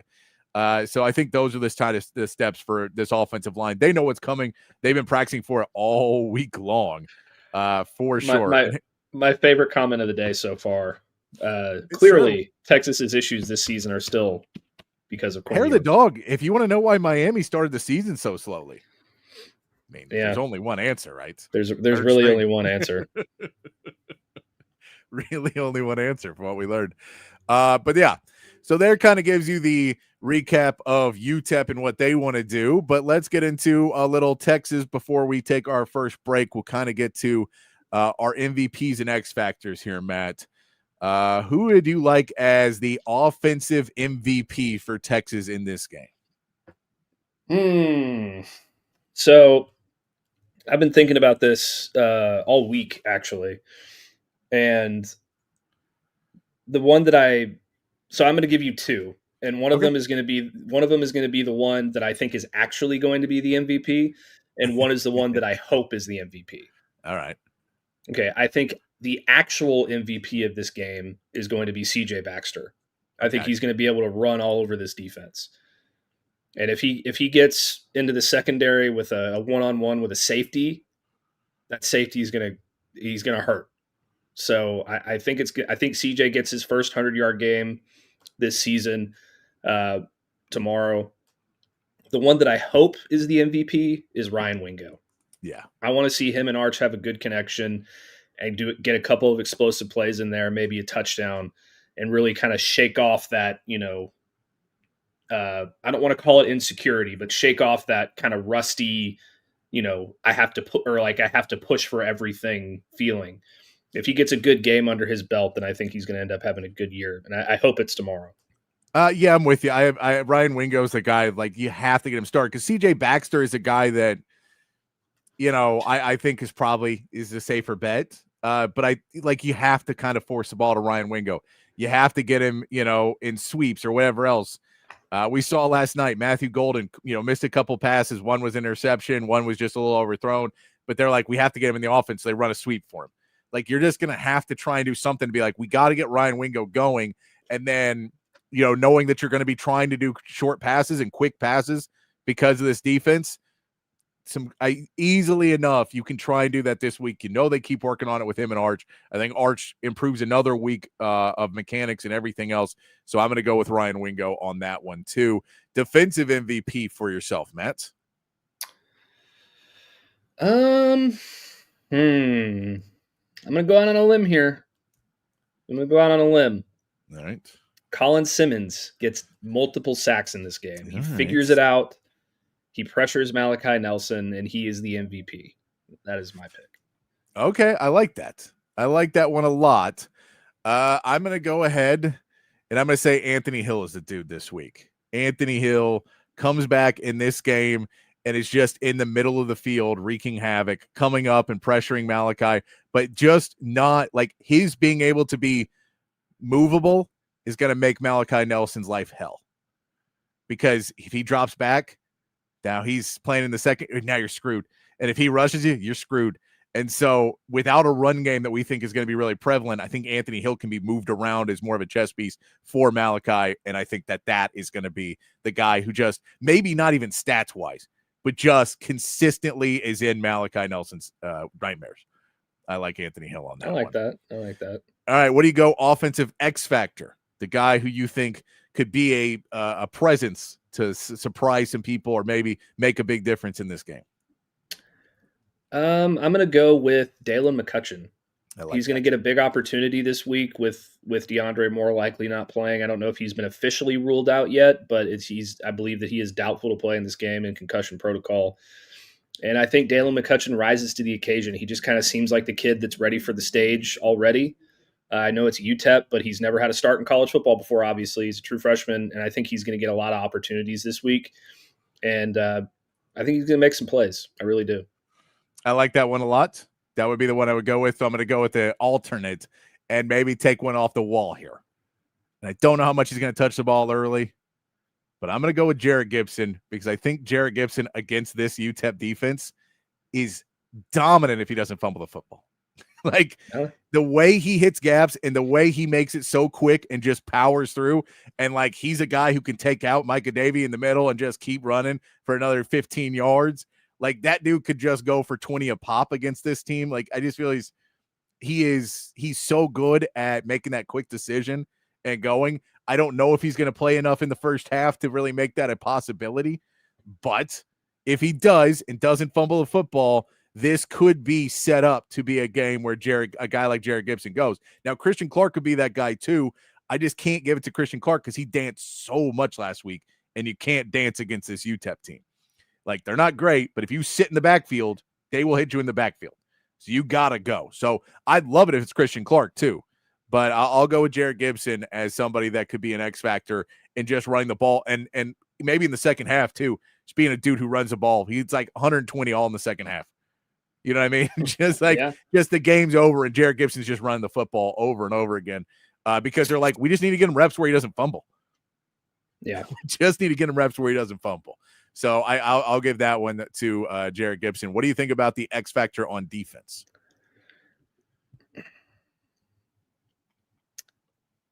I'm going to be kind of obvious here. I'm going to go Ty Anthony Smith. I think he has a second really good game in a row, maybe forces another turnover.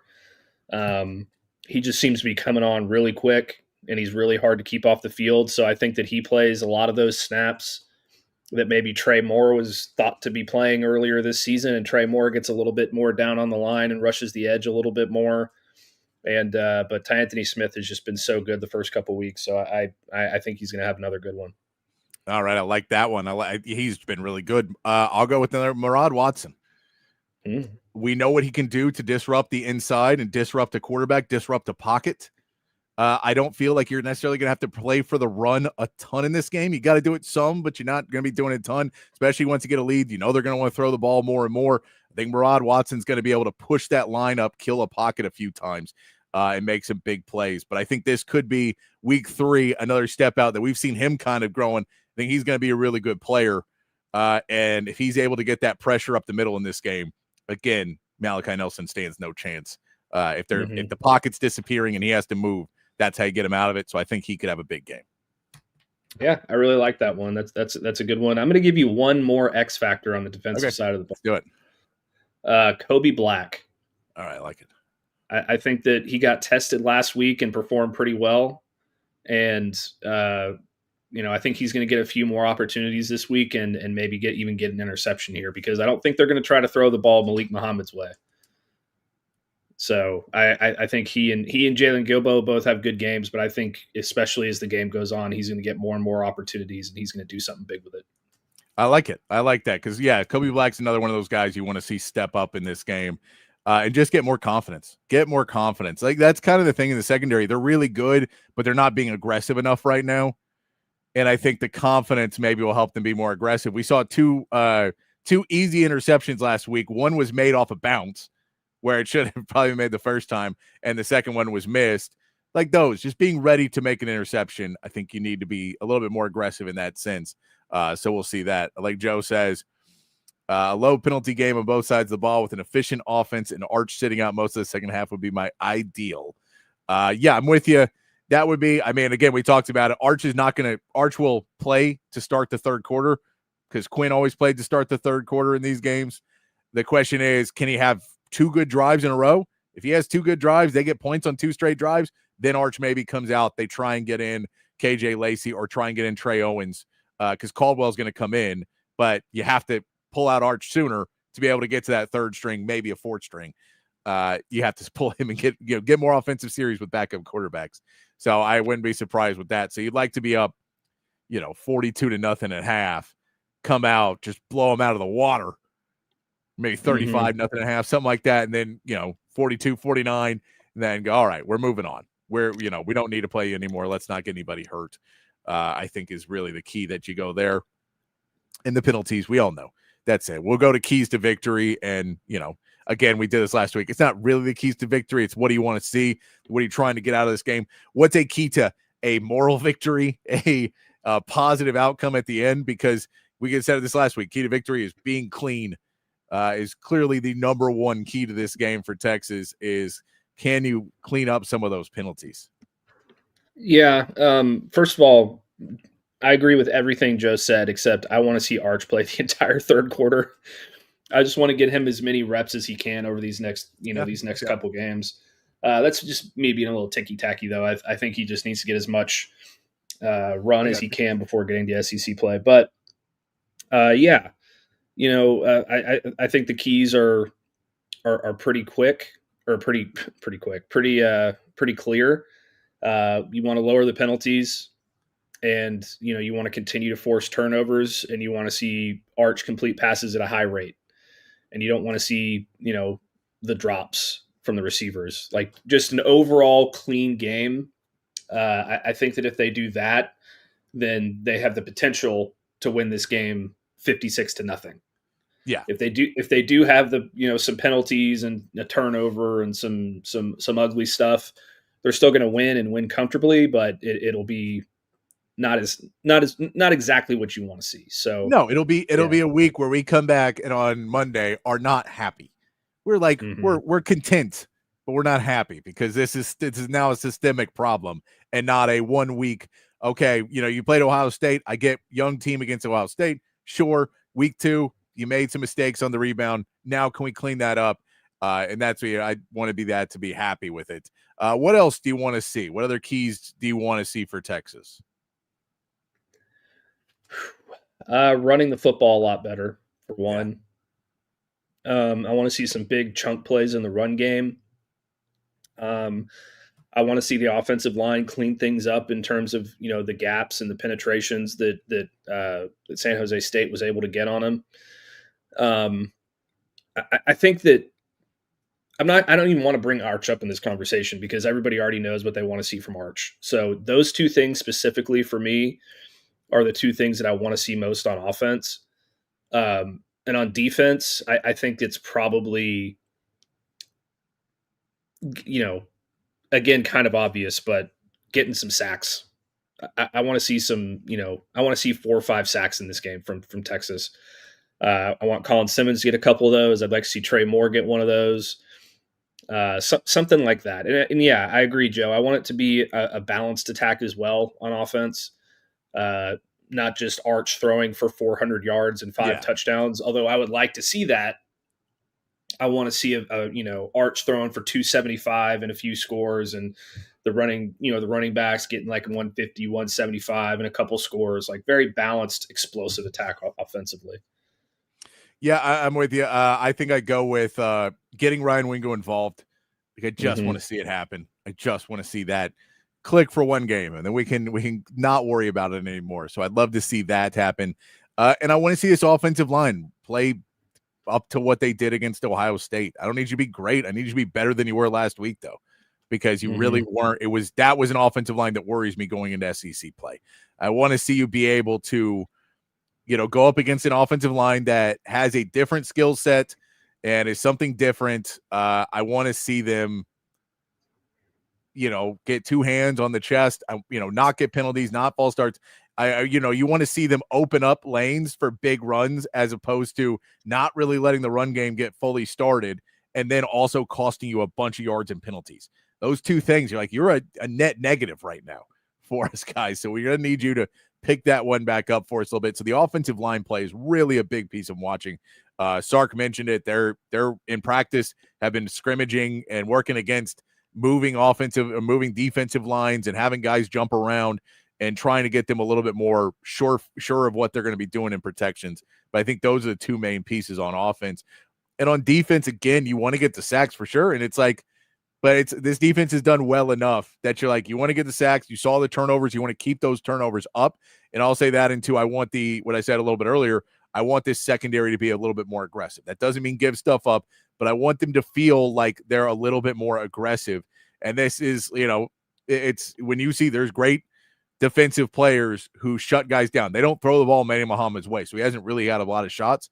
But when we saw Jahdae Barron turn from a really good corner to a Thorpe Award winner was when he realized how to take the ball away too and jump across and make those types of plays. Our safeties are good, but they're not jumping routes. Michael Taft is going to go jump in and lay the wood. That's what Michael Taft wants to do. So whoever else is playing safety, whoever you put out next to him, needs to be able to go in there and really be trying to ball hawk a little bit more. I would like to see some more aggressiveness out of that secondary. We know it's there with Ty Anthony Smith and linebackers. We know, hell, Colin Simmons is the most aggressive player right now. So we maybe calm him down a second and get him calm. But I think that you nailed it head on with the, get pressure, and those pressures can lead those sacks, and those pressures will lead to interceptions if you let them. Because once Malachi Nelson gets rattled, that's when you can start being a ball hawk on him. Yeah, absolutely. I think that's the entire key to the game for Texas, honestly, defensively, is getting in Malachi Nelson's head, because he's going to make mistakes if that happens. This is a guy that had a ton of confidence coming into college. He kind of thought he was the next Caleb Williams, and then he got humbled extremely quickly at USC, and then he got humbled extremely quickly at Boise State. So I think that there's a little bit of a mental thing there for him. I hope it ends up, okay for him, but I just don't think that I just don't think it's going to be this week, Patrick. I think that if Texas kind of gets in his head early, they're going to force a bunch of mistakes. And, I'll be honest, I'd take Walker Eaget over Malachi Nelson right now. And Walker Eaget had a couple picks last week. So yeah, I like Texas's defensive chances in this one. That had the dog. Is there a college fantasy now? That's no college fantasy now. No, there's no way. I know they do like weekly. You can do like weekly lineups, I'm sure, but yeah, you can do weekly. I don't know if you have a full team all year. Seems crazy to do, but let's take our first break here, Matt. We'll come back. We'll throw our Texas predictions. Actually, you know what? We'll do our Texas predictions now. We can do our Texas predictions now. We're not too far out. I know you may change yours, so by the end of the show, it may be different if you're getting sketchy on that. I'll go with mine first. I have the Longhorns winning 48-10. This falls into 2 categories for me. 48's a pretty good run. It's a lot of touchdowns, a couple field goals. And the 10 points is like, I think they just get an explosive play on you at one point and get a big play, and then I'll throw in a field goal. I could believe it's less. I could believe it's 6. I could believe it's 7. But I'll go with 10 on that. And the main reason too is because I don't think Texas covers. And it's like 40-something points, and I'm like, I'm gonna go put a score where they just don't cover. That feels closer to what Texas is gonna do to me. Okay, yeah. Well, while we were talking, I'd originally submitted my score in our Texas Sports Unfiltered, group chat, and while we were talking, I decided to change my score, and I texted it to BK, so it's on the record. All right. Before 5 o'clock on Friday, it's before the record or on the record. I originally had it at 45-10, which was not covering. Yes.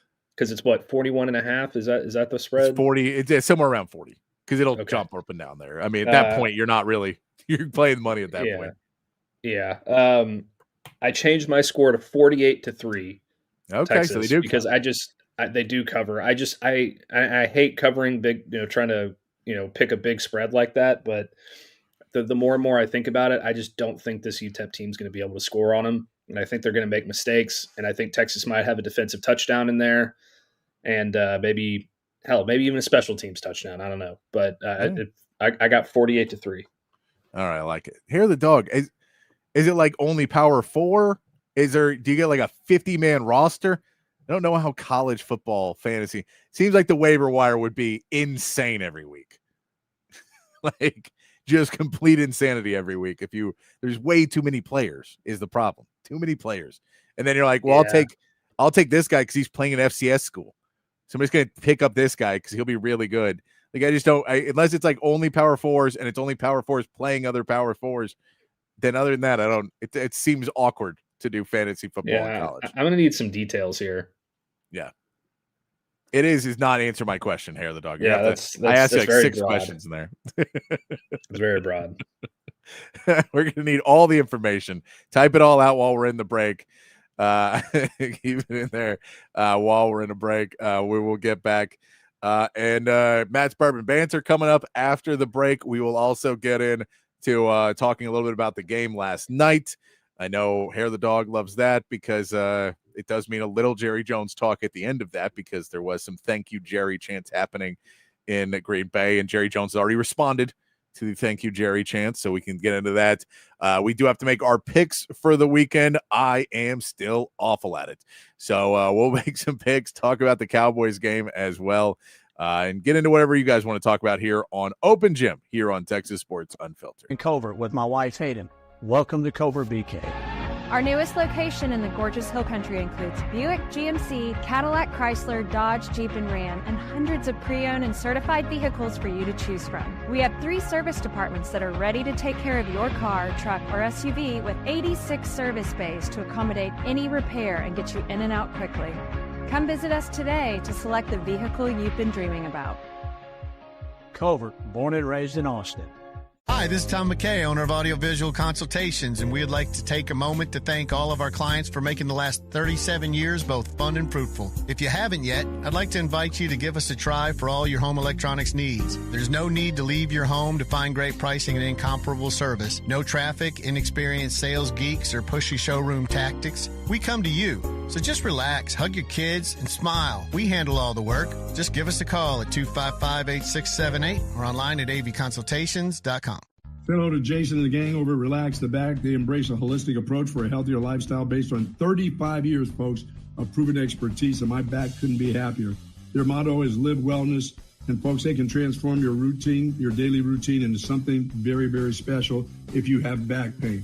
If you're struggling with thoracic problems, if you got hip problems, if you got lumbar problems, please go over to one of their stores. They got 2 great locations, and find out a chair or a recliner or a sofa that's going to fit you and going to make your life a whole lot better. I've got this office chair right here that I've been sitting in for years, and I love it. 2 locations, folks, at the Hill Country Gallery across from Whole Foods, and in North Austin at the Gateway Shopping Center across from the Container Store. Live pain-free like the buck and relax the back. SendTexTickets.com. If you're in the market for tickets to any sporting event, any concert, any Broadway show, anything live coming to town, you got to head over to SendTexTickets.com. The best seats to all of the biggest events, not just here in Austin, but all over the state and all over the country as well. It's so easy to use. Just log on your phone or computer to SendTexTickets.com. All of their tickets are 100% guaranteed, and they will be delivered right to your phone or computer. So simple to use, and you're also helping to support a local business every time you shop. SendTexTickets.com. So if you want to be at the biggest events in sports and entertainment, there's only one place to go. It's SendTexTickets.com.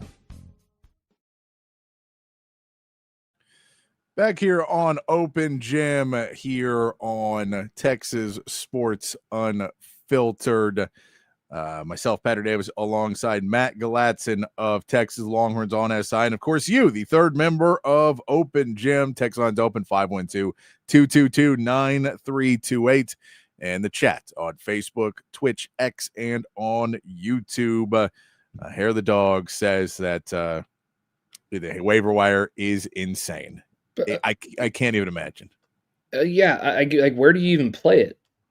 Like, that's what I want to know. Is it like ESPN, Sleeper? Like, wait, what do we play it on? Hair of the Dog. That's what I want to know. Yeah, I don't know, but that's interesting. That is interesting to say the least. I don't know if I could get into that. It's too much. It feels like that's me doing too much about stuff that I don't need to care about. Of like checking stats of teams to just be like, who's the best? And it feels like something I don't know. It feels like a large time suck maybe for me. Probably. Yeah. I'd give it a shot. Yeah. All right. Maybe. Let's get into it here in hour two. What we always start off hour two here on a fun Friday edition of Open Gym. Matt gives us a little whiskey culture, a little bourbon culture, and teaches us about a different bourbon because he is a classier individual than myself who just reaches for the first thing that he recognizes. I've drank many plastic bottles in my life. I do enjoy a little small plastic bottle of whiskey in my cooler by the pool, and just everyone just taking pulls out of the bottle at the pool. It's great. It's in the cooler, so it's cold. Oh, it's one of the most delicious things in the world. But I know Matt is a little classier than that. So Matt takes us and teaches us some with Matt's bourbon banter. What do you got for us this week, Matt? Yeah, well, like I did last week, I forgot to bring my bottle with me, so I had to text it to Patrick. I don't know if he got the text or not, but if he could pull it up on screen, that would be fantastic. I went with Old Forester 1897 bottled in bond this week. This is out of the Brown-Forman Shively Distillery in Louisville, Kentucky. I've toured this distillery. It is very, very cool. I got to sample this one while I was there, and it was delicious. And I've got a bottle of it myself now at home. The mash bill is 72% corn, 18% rye, 10% malted barley. It is 100 proof. It MSRPs for around $50, so it's pretty affordable. You know, in the world of today's extremely overpriced bourbons. But Old Forester 1897 bottled in bond is the second expression in the Old Forester Whiskey Row series. According to the neck tag on the bottle, this small batch craft expression will be presented in a lightly filtered old style reminiscent of the 19th century bourbon, rich and bold in barrel character. The 1897 name pays homage to the year in which the Bottled in Bond Act was passed, while the bourbon itself pays tribute to the historical bottled in bond bourbon Old Forester actually produced at the time of the act. Brown-Forman intends for this to be a permanent brand. Thank you to Breaking Bourbon for that description, because I did not have time to find one on my own. Because I've been traveling, man. I've been traveling. But the nose, it's got a nice, fruit scent there with some oak in there as well. It's the palate it's a pretty good mix of sweet and spicy, in my opinion. A little dark fruit in there, some caramel and some vanilla and some oak, which are, obviously a thing that I am into, because the majority of the bourbons that we have gone through on here have had those in there. And the finish it's kind of a longer finish. It's kind of sweet. but it lingers for a little bit there, but it's a really nice finish as well. Overall, I on my scale at least, it's right up there with some of the more solid ones. It's extremely smooth in my opinion. Very easy one to drink on the rocks. So it's kind of in that very good to great segment there. So I'm going to give it like a 6.7 out of 10 on my scale. Really, really good bottle. Everybody should go pick one up when they get a chance to. It's a unique bottle to have on your bar as well. That doesn't cost you too much money, and you can kind of show off to your friends. So really, really solid one there from Old Forester. There we go. I like it, man. It's a little Old Forester for you on a Friday afternoon. Hopefully we will have some drinks of Old Forester after the Texas game tomorrow. And hopefully our picks will be better than they've been in the weeks past. We'll continue to improve like we need Texas to improve as we go through it. Matt, let's first, before we get to making our picks for the week, I do want to bring up Thursday Night Football. Last night we saw another matchup of the Packers taking on another team that is supposed to be contending at a high level.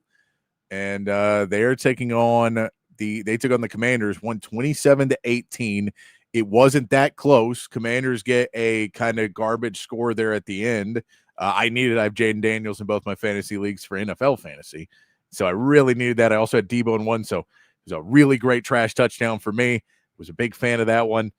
But this again, this falls into the world of Matt, of this Green Bay defense is starting to look really, really special. And maybe people adjust to it as the season goes on, but adding Micah Parsons in has been the secret ingredient to pull this team to where they're winning games by defense. They're stepping it up.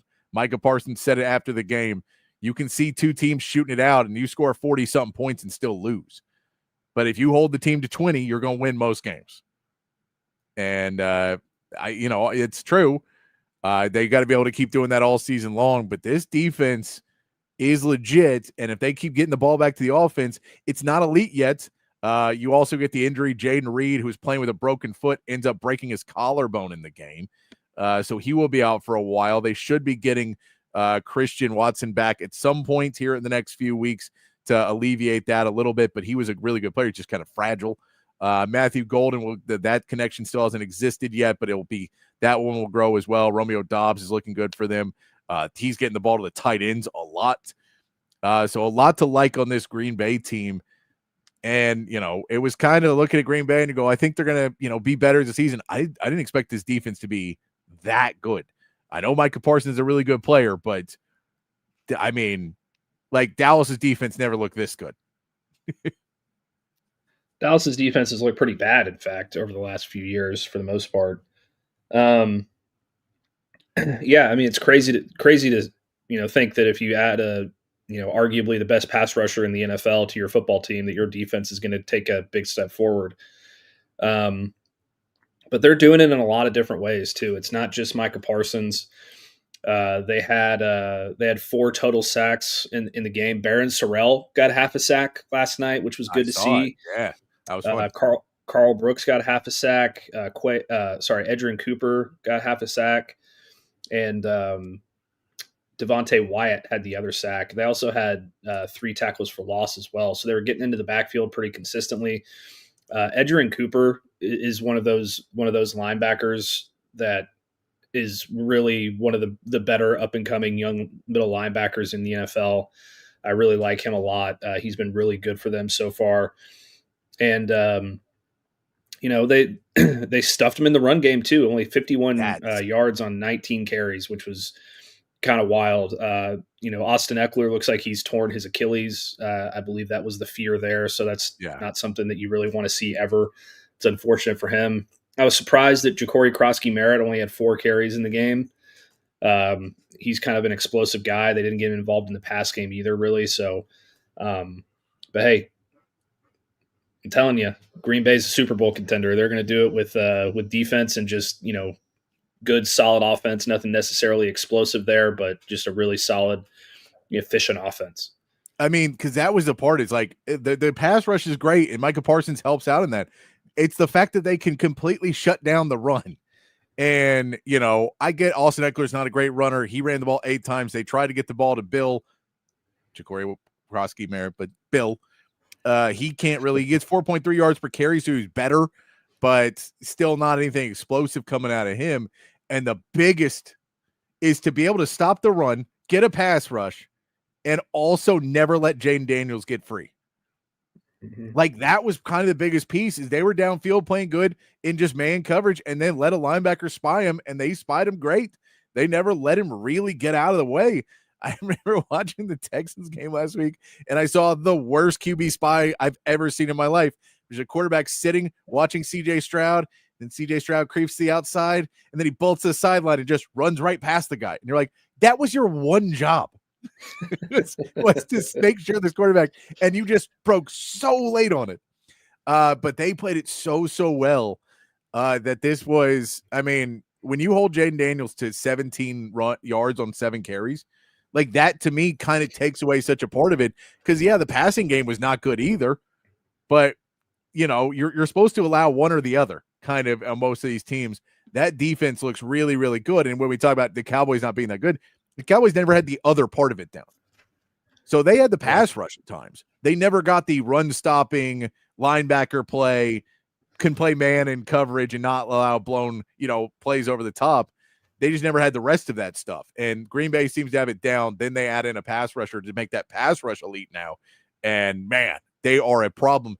And people are, like, really high on Jordan Love. And I'm like, Jordan Love played well. He got 292 yards, 19 to 31. There's nothing bad in what he did.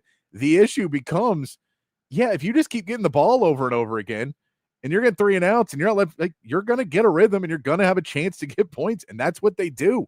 And I mean, like, Josh Jacobs didn't do great in it. Jordan Love did well. I mean, he's not playing bad by any stretch of the imagination. He's still playing good, but it's like, if your offense just keeps giving you the ball, you're going to have a pretty good shot to tire out their defense. Yeah, and I think it's also important to remember that the sack numbers don't come out of your rushing total in the NFL. Yes. Like it does in college. So that's a legit 7 carries for 17 yards, which is extremely impressive from the Packers. Man, I'm just gonna sit here and kind of revel in my preseason prediction, at least through 2 weeks, that the Packers are a legit Super Bowl contender. I mean, they really are. If you can play defense like this all season, which I granted is going to be difficult, but if they can hold up on defense like this season, they can beat anybody. Yeah, I mean, the Chiefs was defense last year. I get Patrick Mahomes there, but it was all about defense.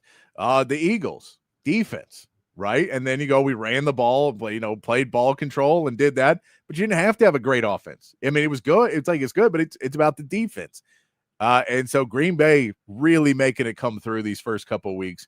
And then after the game, we saw while Micah Parsons is doing his interviews and everybody, you're getting the thank you, Jerry chants, which we get the thank you, Jerry chants. And this is where the problem lies, is Jerry Jones responds to the thank you, Jerry chants by saying, I remember when Minnesota did that too. When we traded him, we gave up, when I made that trade that Jimmy Johnson didn't make.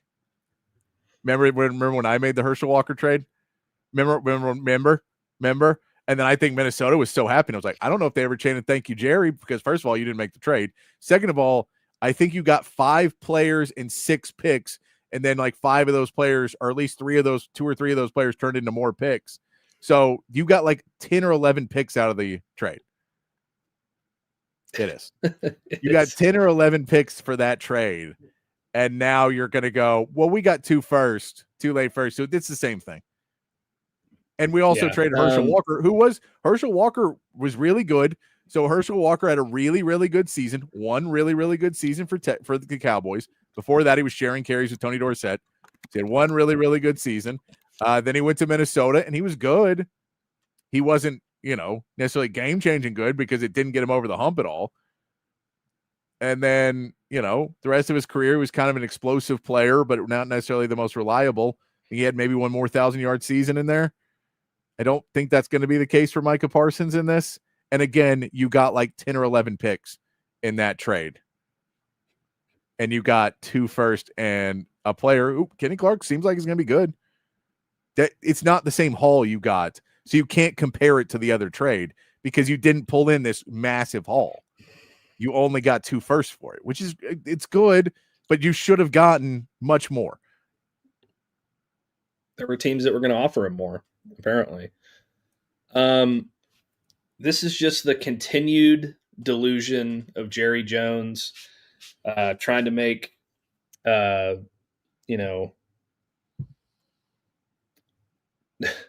to make, I guess I'll say it, trying to make chicken salad out of chicken shit. Yep. You got a decent haul back for Micah Parsons. You should have gotten a hell of a lot more. And you keep going back to the one good thing that you ever did for this franchise. Oh, wait, but you didn't actually do it. Jimmy Johnson did it.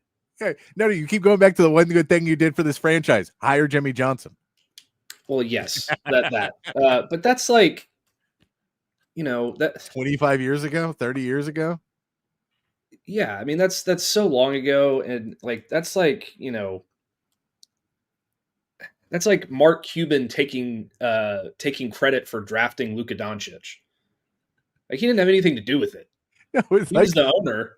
No, that was all Donnie Nelson. But he's never going to mention Donnie Nelson in that conversation. It's like Nico Harrison taking credit for drafting Dirk Nowitzki. Yeah, that kind of. So it's really pathetic, and it's sad to see that he's really lowering himself to try to take credit for things that he shouldn't be getting credit for, and trying to downplay one of the biggest mistakes that he's ever made as an NFL GM. I get that there are certain advantages to getting rid of Micah Parsons. It allows you to be a little bit more flexible in the cap, and you get some more draft capital. But the bottom line is you traded away one of the 3 best defensive players in football. And, you basically made the NFL equivalent of the Luka Doncic Lakers trade. You got fleeced. You did. So, and then they were talking about this on the broadcast last night. And then they go, but the Mavs got Cooper Flagg, and it immediately went like, did someone tell Jerry there's no NFL draft lottery? Someone tell him though? Because I'm pretty sure Jerry thinks he's going to get the star player.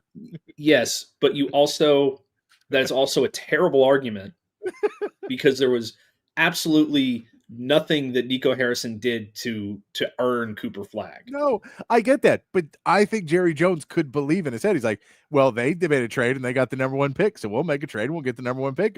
We'll get lucky from the NFL. And you're like, it's not how it works, man. Well, they might get the number 1 pick because they might go 2-15. You never know. I don't think they will. Yeah, I don't think they will, but I find it very hard to believe that Spencer Rattler is going to have a better season, but that's just me. But yeah, it's frustrating because, and I get like, this is like WWE today put out the press that they were like, huge announcement coming. We're changing the game. Tune in. And then it's like, we're doing WrestleMania in Saudi Arabia. You're like, wow, man, maybe don't overhype the fact that you're selling out even more. And nobody wants you to do this. Like, it's literally just go, hey guys, we're going to make a ton more money. Go, cool. Fine. But don't pretend that we care. Don't sell it to us like we care. And that is when Jerry Jones just keeps doing no, but you guys, you don't get it though. We're going to have addition by subtraction. And you go, well, did you see how Green Bay got an addition by addition? That's, I think you want to do. He's also said now they could play more in free agency because they didn't have to pay Micah Parsons, which may be the biggest lie in the history of time, that he's actually going to go into free agency and pay for somebody. Never going to happen. Because they want more money. And he won't give more. He wants to always get the better end of the deal. Unless he waits for CeeDee Lamb or Dak Prescott, then they get overpaid because he waited and he should have done it a year ago. Not complicated. Mm-hmm. Not complicated. All right. That's the escrow, Patrick. The escrow. Yeah. Once we get into it, let's go to something else rather depressing for me and get to some picks this week, Matt. and try and pick some of these games and see if I can turn around where I'm at. I've sent you the games that we will be picking. No, you forgot to send them to me. I did not. They're on the list, man. No, like you didn't send me the text. You didn't send me the text. I did. I didn't get the show sheet. You did not get a show sheet today. I did not get a show sheet. I've been flying blind all day. Oh my goodness. It's in there. I sent it to you. I just didn't get it. Okay. All right. Well, next time if you don't get a show sheet, text me, Matt, because I did send it to you before noon today. So the wonders of modern technology, Patrick. Hey, my phone also doesn't get text sometimes. There was a time where I had to call like my best friend. We talk almost every day, and I'd send him text, and he just didn't respond for like a week. And then at one point in the middle of the week, he just sends me a picture with no context, nothing else, just a picture. And I'm like, what the hell is going on? It's like, call him on Friday, and I go, hey, man, are you mad at me or what's the deal? And he goes, no. And I'm like, you haven't texted me all week. He goes, I've texted you all week. And then we looked, and he sent me the screenshots, and he could only send me pictures. None of the texts were going through. And we finally figured out a workaround, but it was something weird where he was just sending me texts, and then he was getting increasingly me distressed text from him with no idea why, because he did not know I was not getting his text. So I'm just like, hey, man, is everything okay? And then and him being like, yeah, no problem. Dog, have a great weekend, brother. Appreciate you joining us today. And Joe, I like that. Do remind your relatives. Do not support these Dallas franchises for Christmas. You don't support them. Don't give them money because you know I used to be a fan. You got to tell people. Stay away. Texas Rangers and Stars I'm fine with. Just not the Mavericks and the Cowboys. Yeah. Oh, I'm with you. Rangers are coming back into this now, too, because Astros blown it here last couple of weeks, trying to make it interesting. No one wanted to see that there in Houston. All right. So game one, we will be picking, Matt, since you do not know what we are picking, is Georgia minus 3.5 at Tennessee. Okay. I find it really hard to pick against Georgia in any way, shape, or form ever, especially when you consider they play Tennessee extremely well historically with Kirby Smart versus Josh Heupel. But I think this is the time, Patrick. This is the weekend. It's in Knoxville, I believe. It is. I'm picking Tennessee to cover the 3.5 and win the football game outright. I don't believe it's going to stop them. So yeah, they're 3.5 point dogs. Tennessee is, so they can lose by 3 and still cover. So you're good. But you're saying an outright victory for Tennessee here. I'm going to go with Georgia. I'm just going to say cover for our picks, but I do think they're going to win. You're predicting outright win, but on the paper, it is 3.5. You have 3.5. You're taking the bet. You're not taking money line. Georgia, I have Georgia covering 3.5. I don't like that it's 3.5. It was 2.5. This is a really easy pick. I do think it's a little bit closer because I don't think Georgia's offense is necessarily going to score a ton of points. But I do think Kirby Smart will draw up a game against Joey Aguilar that he has just never seen. Like, there has been no chance in his career to see what is coming for him on Saturday. And I think it will slow down Tennessee enough that Gunnar Stockton will be able to go. Team's been able to score on Tennessee as well. So I think you're going to be able to run the ball, score some points, even if your offense doesn't look great. So I could see it being like 24-17 or something like that for this Tennessee team. But I'll go ahead and take Georgia. I could also see it being 24-21, and I don't cover. But I'm going to go ahead and say Georgia on this one. Let's go Texas A&M at Notre Dame. Notre Dame favored by 6.5 points. Almost a full touchdown, but not a full touchdown for Notre Dame. I feel like I know where you're going because unless you change your pick, you've been on high on this one all season. Yeah, I've got Texas A&M covering this one for sure. I think Texas A&M has done a really great job, getting some explosive players in the passing game with Mario Craver and Casey Concepcion. I think Marcel Reed's taken a step forward. I think they're going to be able to run the football. But more importantly, I think they're going to be able to get a lot of pressure on CJ Carr in this game. Yeah. And kind of force some sacks, some errant throws, things like that. And I think the Aggies are going to travel well for this game too. The Aggie Warhem broke out at Wrigley Field during a Cubs game today. So it seems like there's a lot of Aggie fans are going to be there, which is only going to help them out. So yeah, I've got Texas A&M plus 6.5. All right, I am going with Texas A&M to cover the spread. I will say that. I have them covering. I think Notre Dame still wins the game, but I have Notre Dame covering because I just think that this is a Notre Dame team that's going to be able to run the ball. I'm not sold on Texas A&M's run defense. They did allow a lot of running to UTSA. They cleaned it up the second week, but it was a worse team. So I think it's a close game. Notre Dame finally gets their run game going. The offensive line plays better. They've only played one game. Remind that they had a bye week in between. So this is only week 2, game 2 for Notre Dame. I think they run the ball better this week. They kind of stick with the run game a little bit more than they got away from it 2 weeks ago in Miami. I think they can run on them to just even it out enough that we get a win for Notre Dame, but within that 6.5. All right. I like that. All right. I think that I want to add one other thing. Yes. I think that this game is far more critical for Notre Dame than it is for Texas A&M, because if Notre Dame loses this game, their path to the playoff becomes very shaky because they don't have any more quality wins on their schedule, at least until maybe they play USC, depending on how USC does the rest of the way leading up to that game. So they very well could they'd have to be perfect the rest of the season and look like one of the best teams in the country if they would have a hope. So there's going to be a lot of pressure on them. Yeah, I agree with you. All right, our next game, we're going to go Vanderbilt at South Carolina. South Carolina favored by 3.5.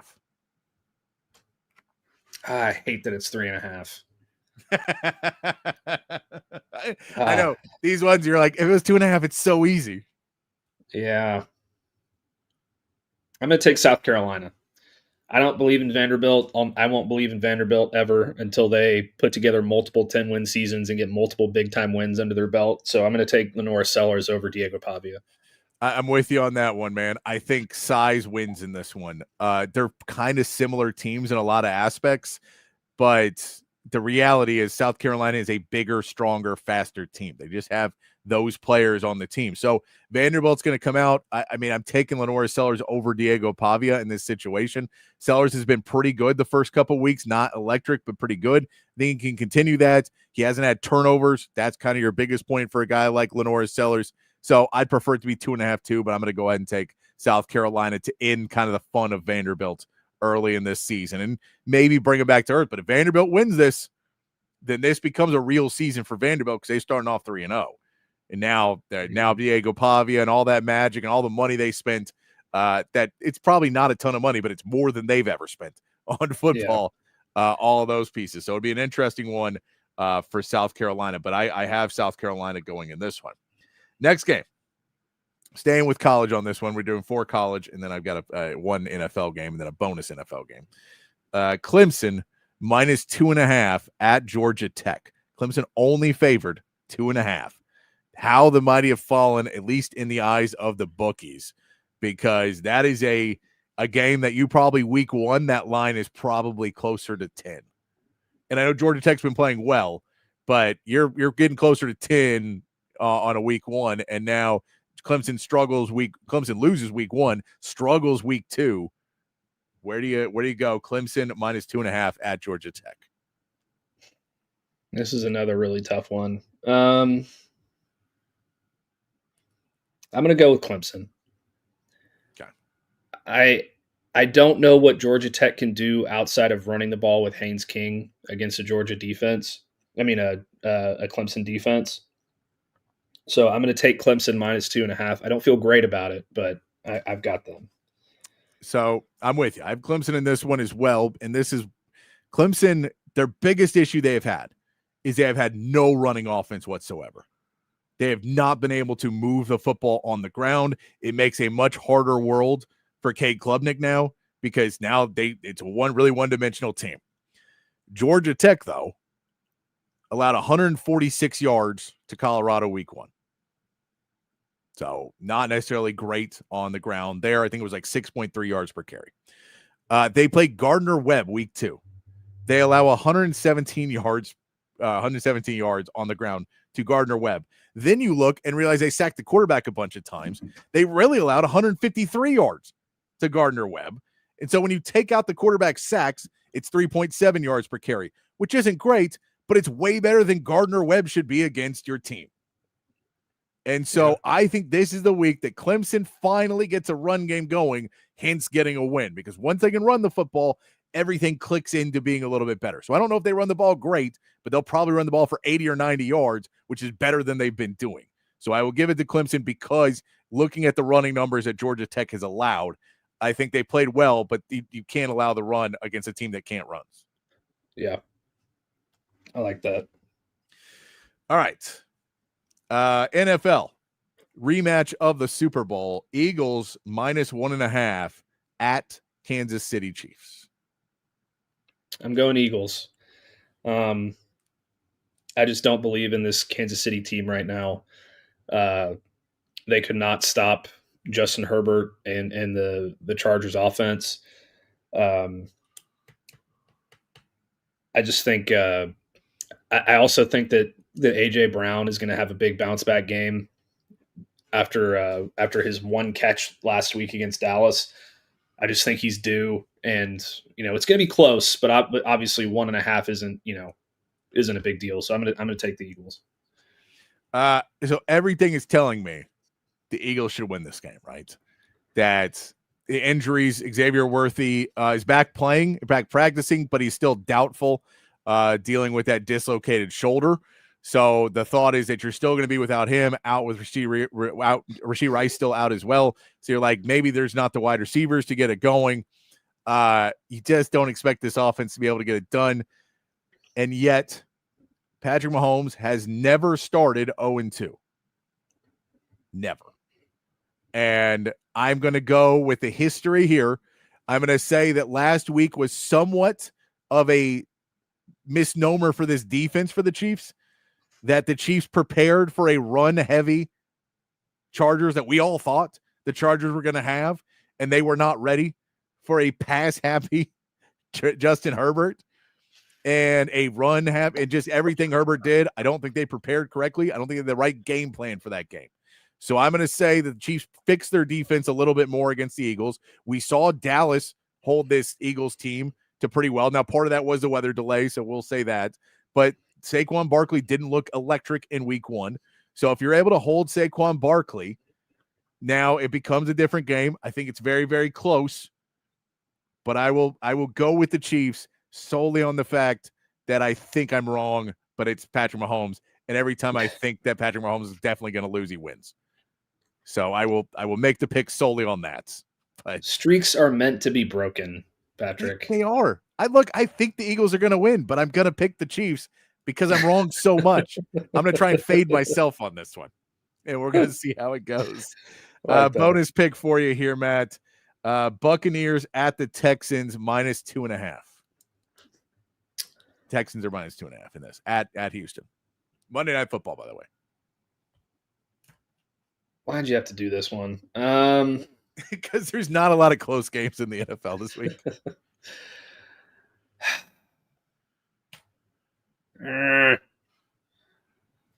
You go first.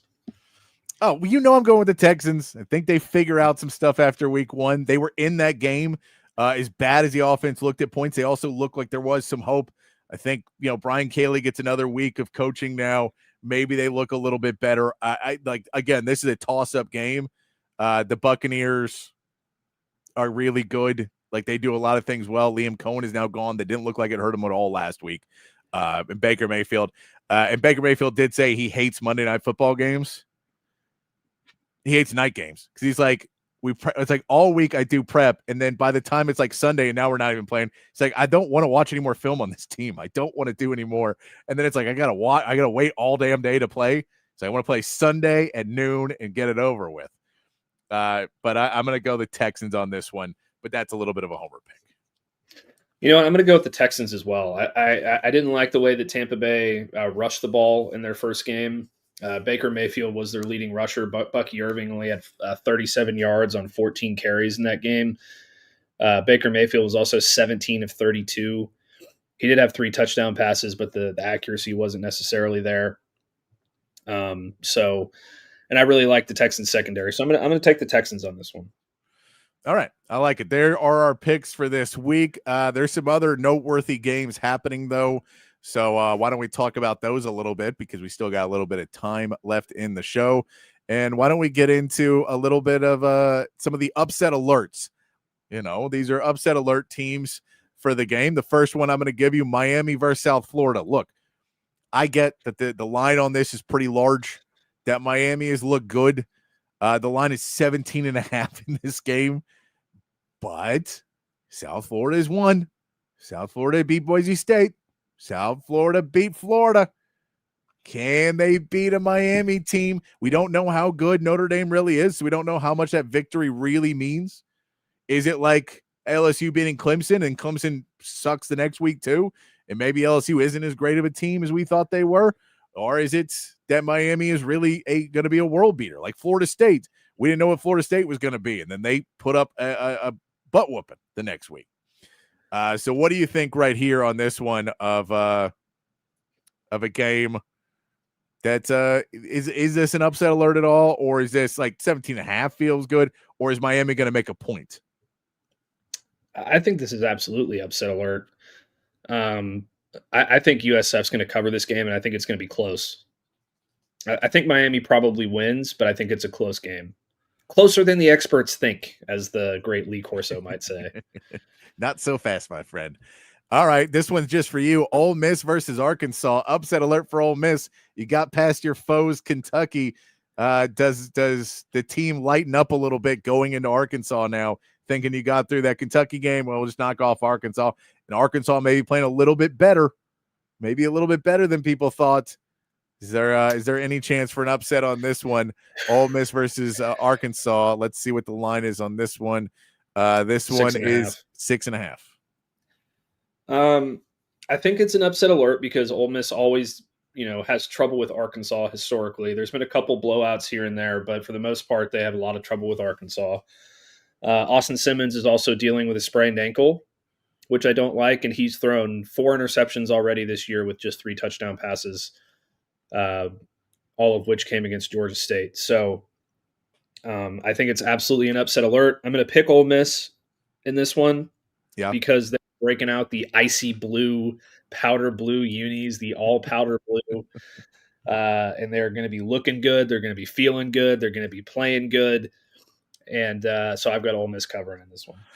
All right, one more for you. LSU versus Florida. LSU has looked good. Florida has looked terrible. But we know Florida has talent. We know there's talent there. We know that last season they would look dead in the water, and then we're playing better at the end of the season. I don't think we're at the end of the season. I don't think this is much of anything. It is still only a line of 6.5 for LSU. This is at LSU. If it was at Florida, it was probably a little bit more of but maybe Florida getting away from it. LSU being at home, seeing how bad Florida was like, dude, we got this. They fall into the trap and lose to Florida at home. Is there any shot Florida has against LSU? What's the spread on this one? 6.5. LSU covers this easily. I think that they beat the brakes off of Florida this weekend, and Billy Napier is in serious trouble.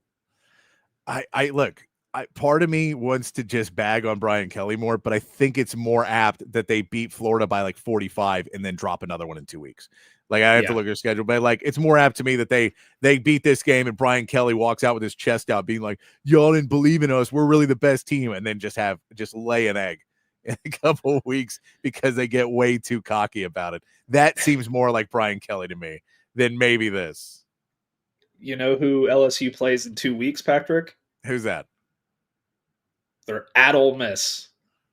Oh, Lane Kiffin, can you do it? Just saying. I'm just saying. Yeah, no, I can believe that 100%. Yeah, and they typically play LSU pretty well in Oxford as well. So I'm with you. I think that they just crush Florida here, then they drop one to Ole Miss in a couple weeks. All right, so there's some of your big games in college football. Were there any other big games that you saw in college football this week? I don't think there's too much else that's a really big game. There may be something not necessarily ranked teams or somebody else that you like. Well, Big Noon Kickoff is going to watch Oregon beat Northwestern by 70 points. Wisconsin and Alabama would be interesting to me if Wisconsin's starting quarterback was there, but I don't think he's going to play. A 20.5 point line, by the way. Yeah. There's really nothing else that really is in terms of ranked games. There's some maybe there's some interesting unranked games. Well, Colorado Houston is interesting to me because I really want to see what Houston can do against a decent opponent. I mean, Kansas State, Arizona is interesting because can the Kansas State implosion go full on here? They go 1-3 to start the season. Pittsburgh and West Virginia is always a fun game. Yeah.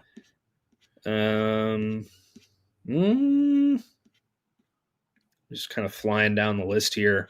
We care about Texas State, Arizona State. That's actually really interesting. Coming up at 9:30 on Saturday night. That's very interesting because Texas State almost beat them last year. Watch that game on TNT. A 9:30 TNT football game. Texas State versus Arizona State. That one, all right. That's the night game for sure that I'm watching. The 9:30 game for sure. Yeah. So last year, Arizona State, a playoff team, beat Texas State 31-28. Was it at Texas? It was at Texas State, which I don't know why they played at Texas State. That's bizarre. I guess they did a home and home. Yeah. But Arizona State only scored 3 points in the fourth quarter basically to win the game. So Texas State had them on the ropes. That was with Cam Scadaboo. So I don't know. Maybe a little upset alert there. Maybe Arizona State drops 2 in a row. All right, let's talk at some of these NFL games. We'll start Giants Cowboys. You got another one? Can I ask real quick? What are our records heading into this week? Oh, not good. I have to do math in the break. I'll tell you after the break. How about that? Okay. I'll do the math not live on air. Or counting live on air. I'd be like, the more I got to count the losses. There's not that many wins. Those will be easy to count. But let's talk Giants and Cowboys for a minute while we got a chance before we take this last break. Because this is the Cowboys trying to get back on the right track, trying to show that this is a team that can do it. They're 5.5 point favorites. You have pointed out all week that the Cowboys own the Giants, especially when Dak Prescott is playing. Is this a rout for Dallas? Is this just a win for Dallas? Does this Dallas team, is this the one where the hype train somehow builds back up for them? Or is this just kind of the end of it? And we go, oh, they beat the Giants by 3. Not going to be a fun season. What's the spread on this one? 5.5. Yeah, I think the Cowboys cover. I think they win this game by double digits. I mean, I don't think they've announced whether or not Jackson Dart is starting yet, have they? I don't know. He's not. It's only week 2. They sure. But he left. But he was asked about it. Brian Daboll was asked about it, and he left the door open on it. Okay. So if Jackson Dart plays, then I think the Giants have a better chance. But I just don't think the Giants are going to be able to score very many points. They looked pedestrian against the Commanders, which granted they have a better defense than Dallas does. But I mean, Dallas owns the Giants. 16 of the last 17, and the one loss was without Dak Prescott. So Dak Prescott, the Giants are his son. He is the Giants' daddy. And I just think that continues this week. I don't have any reason to doubt it. Yeah, no, I don't have any of I have not seen anything that says that Jackson Dart has been named a starter. Russell Wilson has been demoted. So I believe that you will still see Russell Wilson in this game tonight. Yeah, look, the Cowboys should win this game. Their defense looked pretty decent against the Eagles. So you figure you can do it again against a, Russell Wilson and maybe an ailing Malik Neighbors.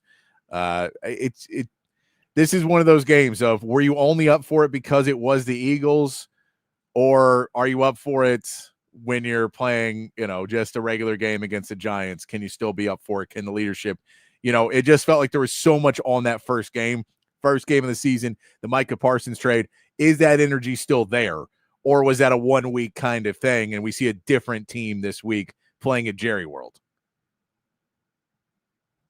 Yeah, so that's fair. The pieces that we're looking at for that one, not a bunch of other really big name games that you're going to see. You get the Ben Johnson Bowl Ben Johnson, the Bears versus the Lions. Amon-Ra St. Brown said he's already booing Ben Johnson from the second he walks in the door to go after him. Ben Johnson at a press conference like late this week was asked about the kickoff late in the game on Monday Night Football. Was asked about that, and he was just like, "Why are we still talking about last week? What is going on?" It's like and then he answered the question, was like, "And this is the last question about last week. We are moving forward." So he's, Chicago. He's learning about being a head coach and maybe people hanging on to every little mistake you make as a piece that they got to do. We also, but that's not a huge game there. Patriots Dolphins, big matchup there, Matt. That is one of your that's one of your closest lines at 1.5. Is this? Yeah. I mean, if the Patriots win, Mike McDaniel might not make it to week 3. So. 49ers Saints. 49ers only 3.5-point favorites playing the Saints because Brock Purdy out possibly for several weeks with turf toe. George Kittle out for the game. So you're like, what is going on? Mac Jones, though. See, which Mac Jones do you see out there? Do you still have faith in Mac Jones at all? Not in any way, shape, or form. But hey, to quote Will Smith, this is the bounce back. This is the Mac Jones bounce back. This is the Mac Jones bounce back. Broncos Colts is an interesting one to keep an eye on, just because, this feels like, can the Colts actually do what they did against a really supposed to be good defense in the Broncos? This is a big test for Daniel Jones early. The Sam Ehlinger Bowl. Yes, the Sam Ehlinger Bowl. Even though Sam Ehlinger may not be suited up for this game. Yeah, I've got the Broncos on that one. I think that the Colts are going to come back down to earth. And your Sunday Night Football is Falcons at Vikings. Interesting, fun game there as well. Can the pass rush get home to J.J. McCarthy? Or is J.J. McCarthy the real deal? Going to lead you Offensive Rookie of the Year MVP candidate J.J. McCarthy. Are you trying to get me to get up and walk out in the middle of the stream, Patrick? It's not the middle. It's the end of the stream. But yeah, and then we'll get to more Texans talk on Monday because that is when they will be playing Monday Night Football. 6:00 right when we finish our show is when the Buccaneers and Texans play on Monday night. Let's take our second break, get to our meathead of the day. I will do the tally here. You can see me try and do math in my head, but it'll be muted. We'll be playing commercials. Wrapping up the show here on a Friday afternoon here on Open Gym on Texas Sports Unfiltered. At Sleep Cycle Center, we can treat your sleep apnea in various ways. My story starts 15 years ago with the loss of my father to undiagnosed untreated sleep apnea. And this is a very preventable disease, and treatment options are various. Millions of people across America have sleep apnea, and they fail to realize the early warning signs. Fatigue, daytime sleepiness, and snoring are the most common signs. We'll find the best solution using advanced technology, oral and epigenetic appliances, or CPAP. We offer weight loss, oral surgery, and laser treatments. Schedule your appointment today and get your sleep evaluation.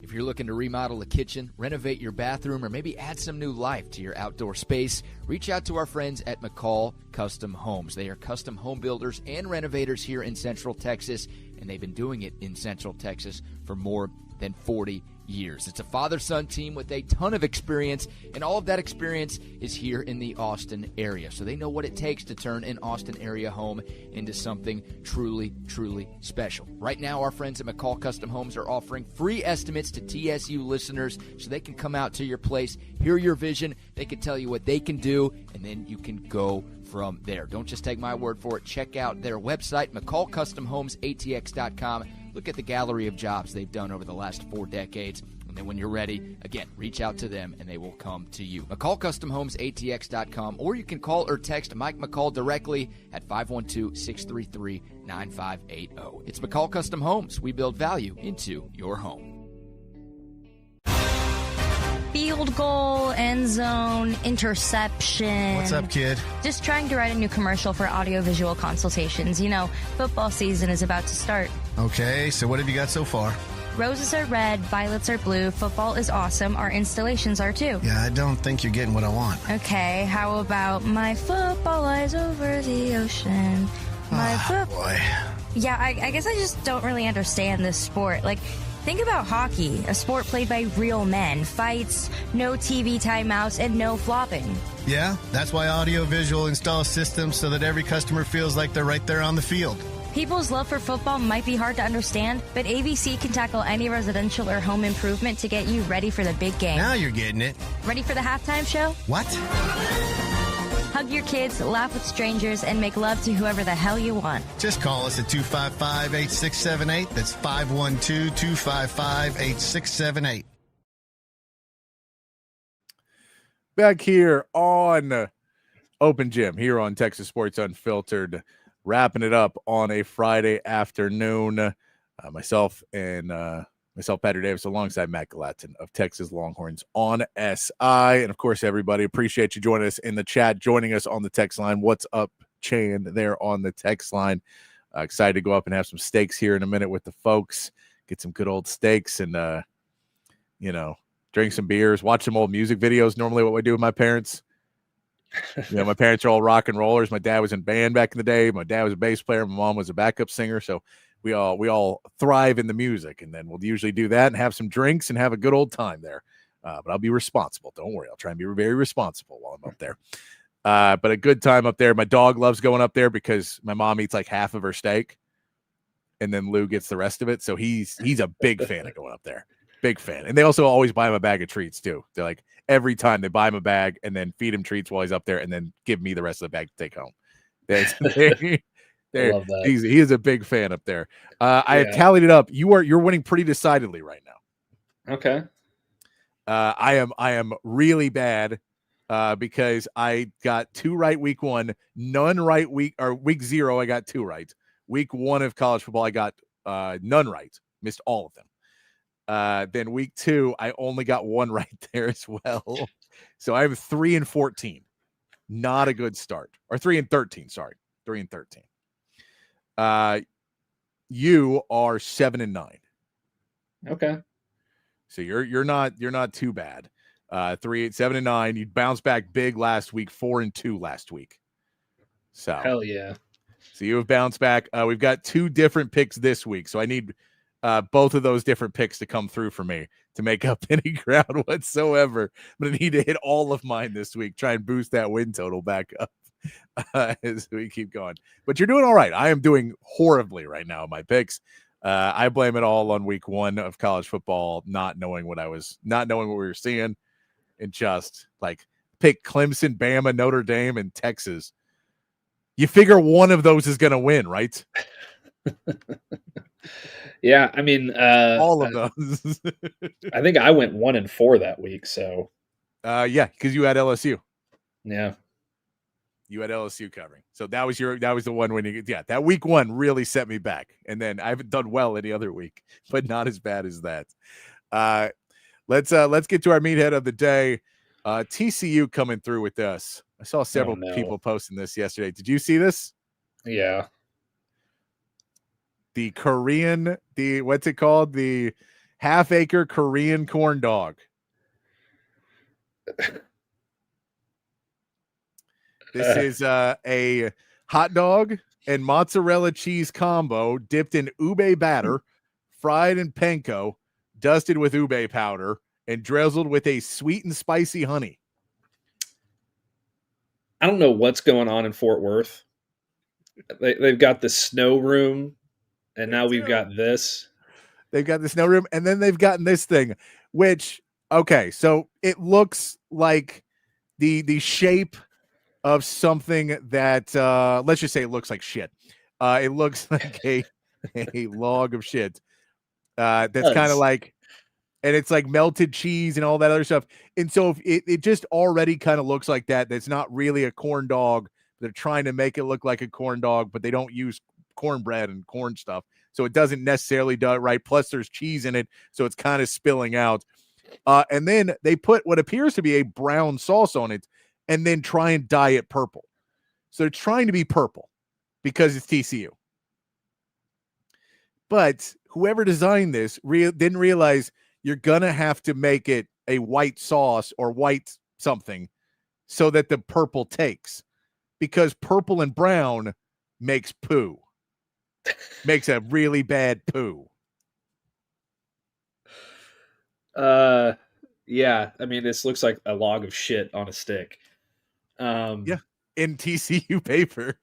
In TCU paper. But I agree with Joe. It looks terrible, but I bet it's absolutely delicious. See, here's the thing. I bet the sauce and all that other stuff is good. Korean food's good. It's still a probably really cheap hot dog and bad mozzarella. Like, that's the problem, is the main thing you're going to be tasting is a bad hot, and then like Korean stuff around it. I'm fine with but you don't have to ruin Korean food by putting it with, like, make me two different things. We can have two different things. They don't have to be mixed together. I'd eat it. I'd have to close my eyes to eat it, but I'd eat it. Like, I mean, the amount of pictures that are going to be like used as blackmail for the rest of the year for anybody who eats this at a TCU game. You have to turn away from everybody and try and do it quietly. You don't want to. Yeah, that is brutal. I'm sure that we're going to have another TCU thing next week too, because they just seem to be on a hot streak right now. Does this you want to do that one for you, Matt? Preferably not. I think that's a good call there, Roy. All right, we got to wrap it up. We're going to get out of here. We will be back on Monday, wrapping it up. Remember, pregame, before the game, out at Schultz's, then postgame immediately following. All that you can find right here where you found this on Texas Sports Unfiltered. So until Monday, be kind, be safe, keep your underwear clean, and I will see you, and Matt will see you back here Monday afternoon, 4 p.m., right here on Open Gym.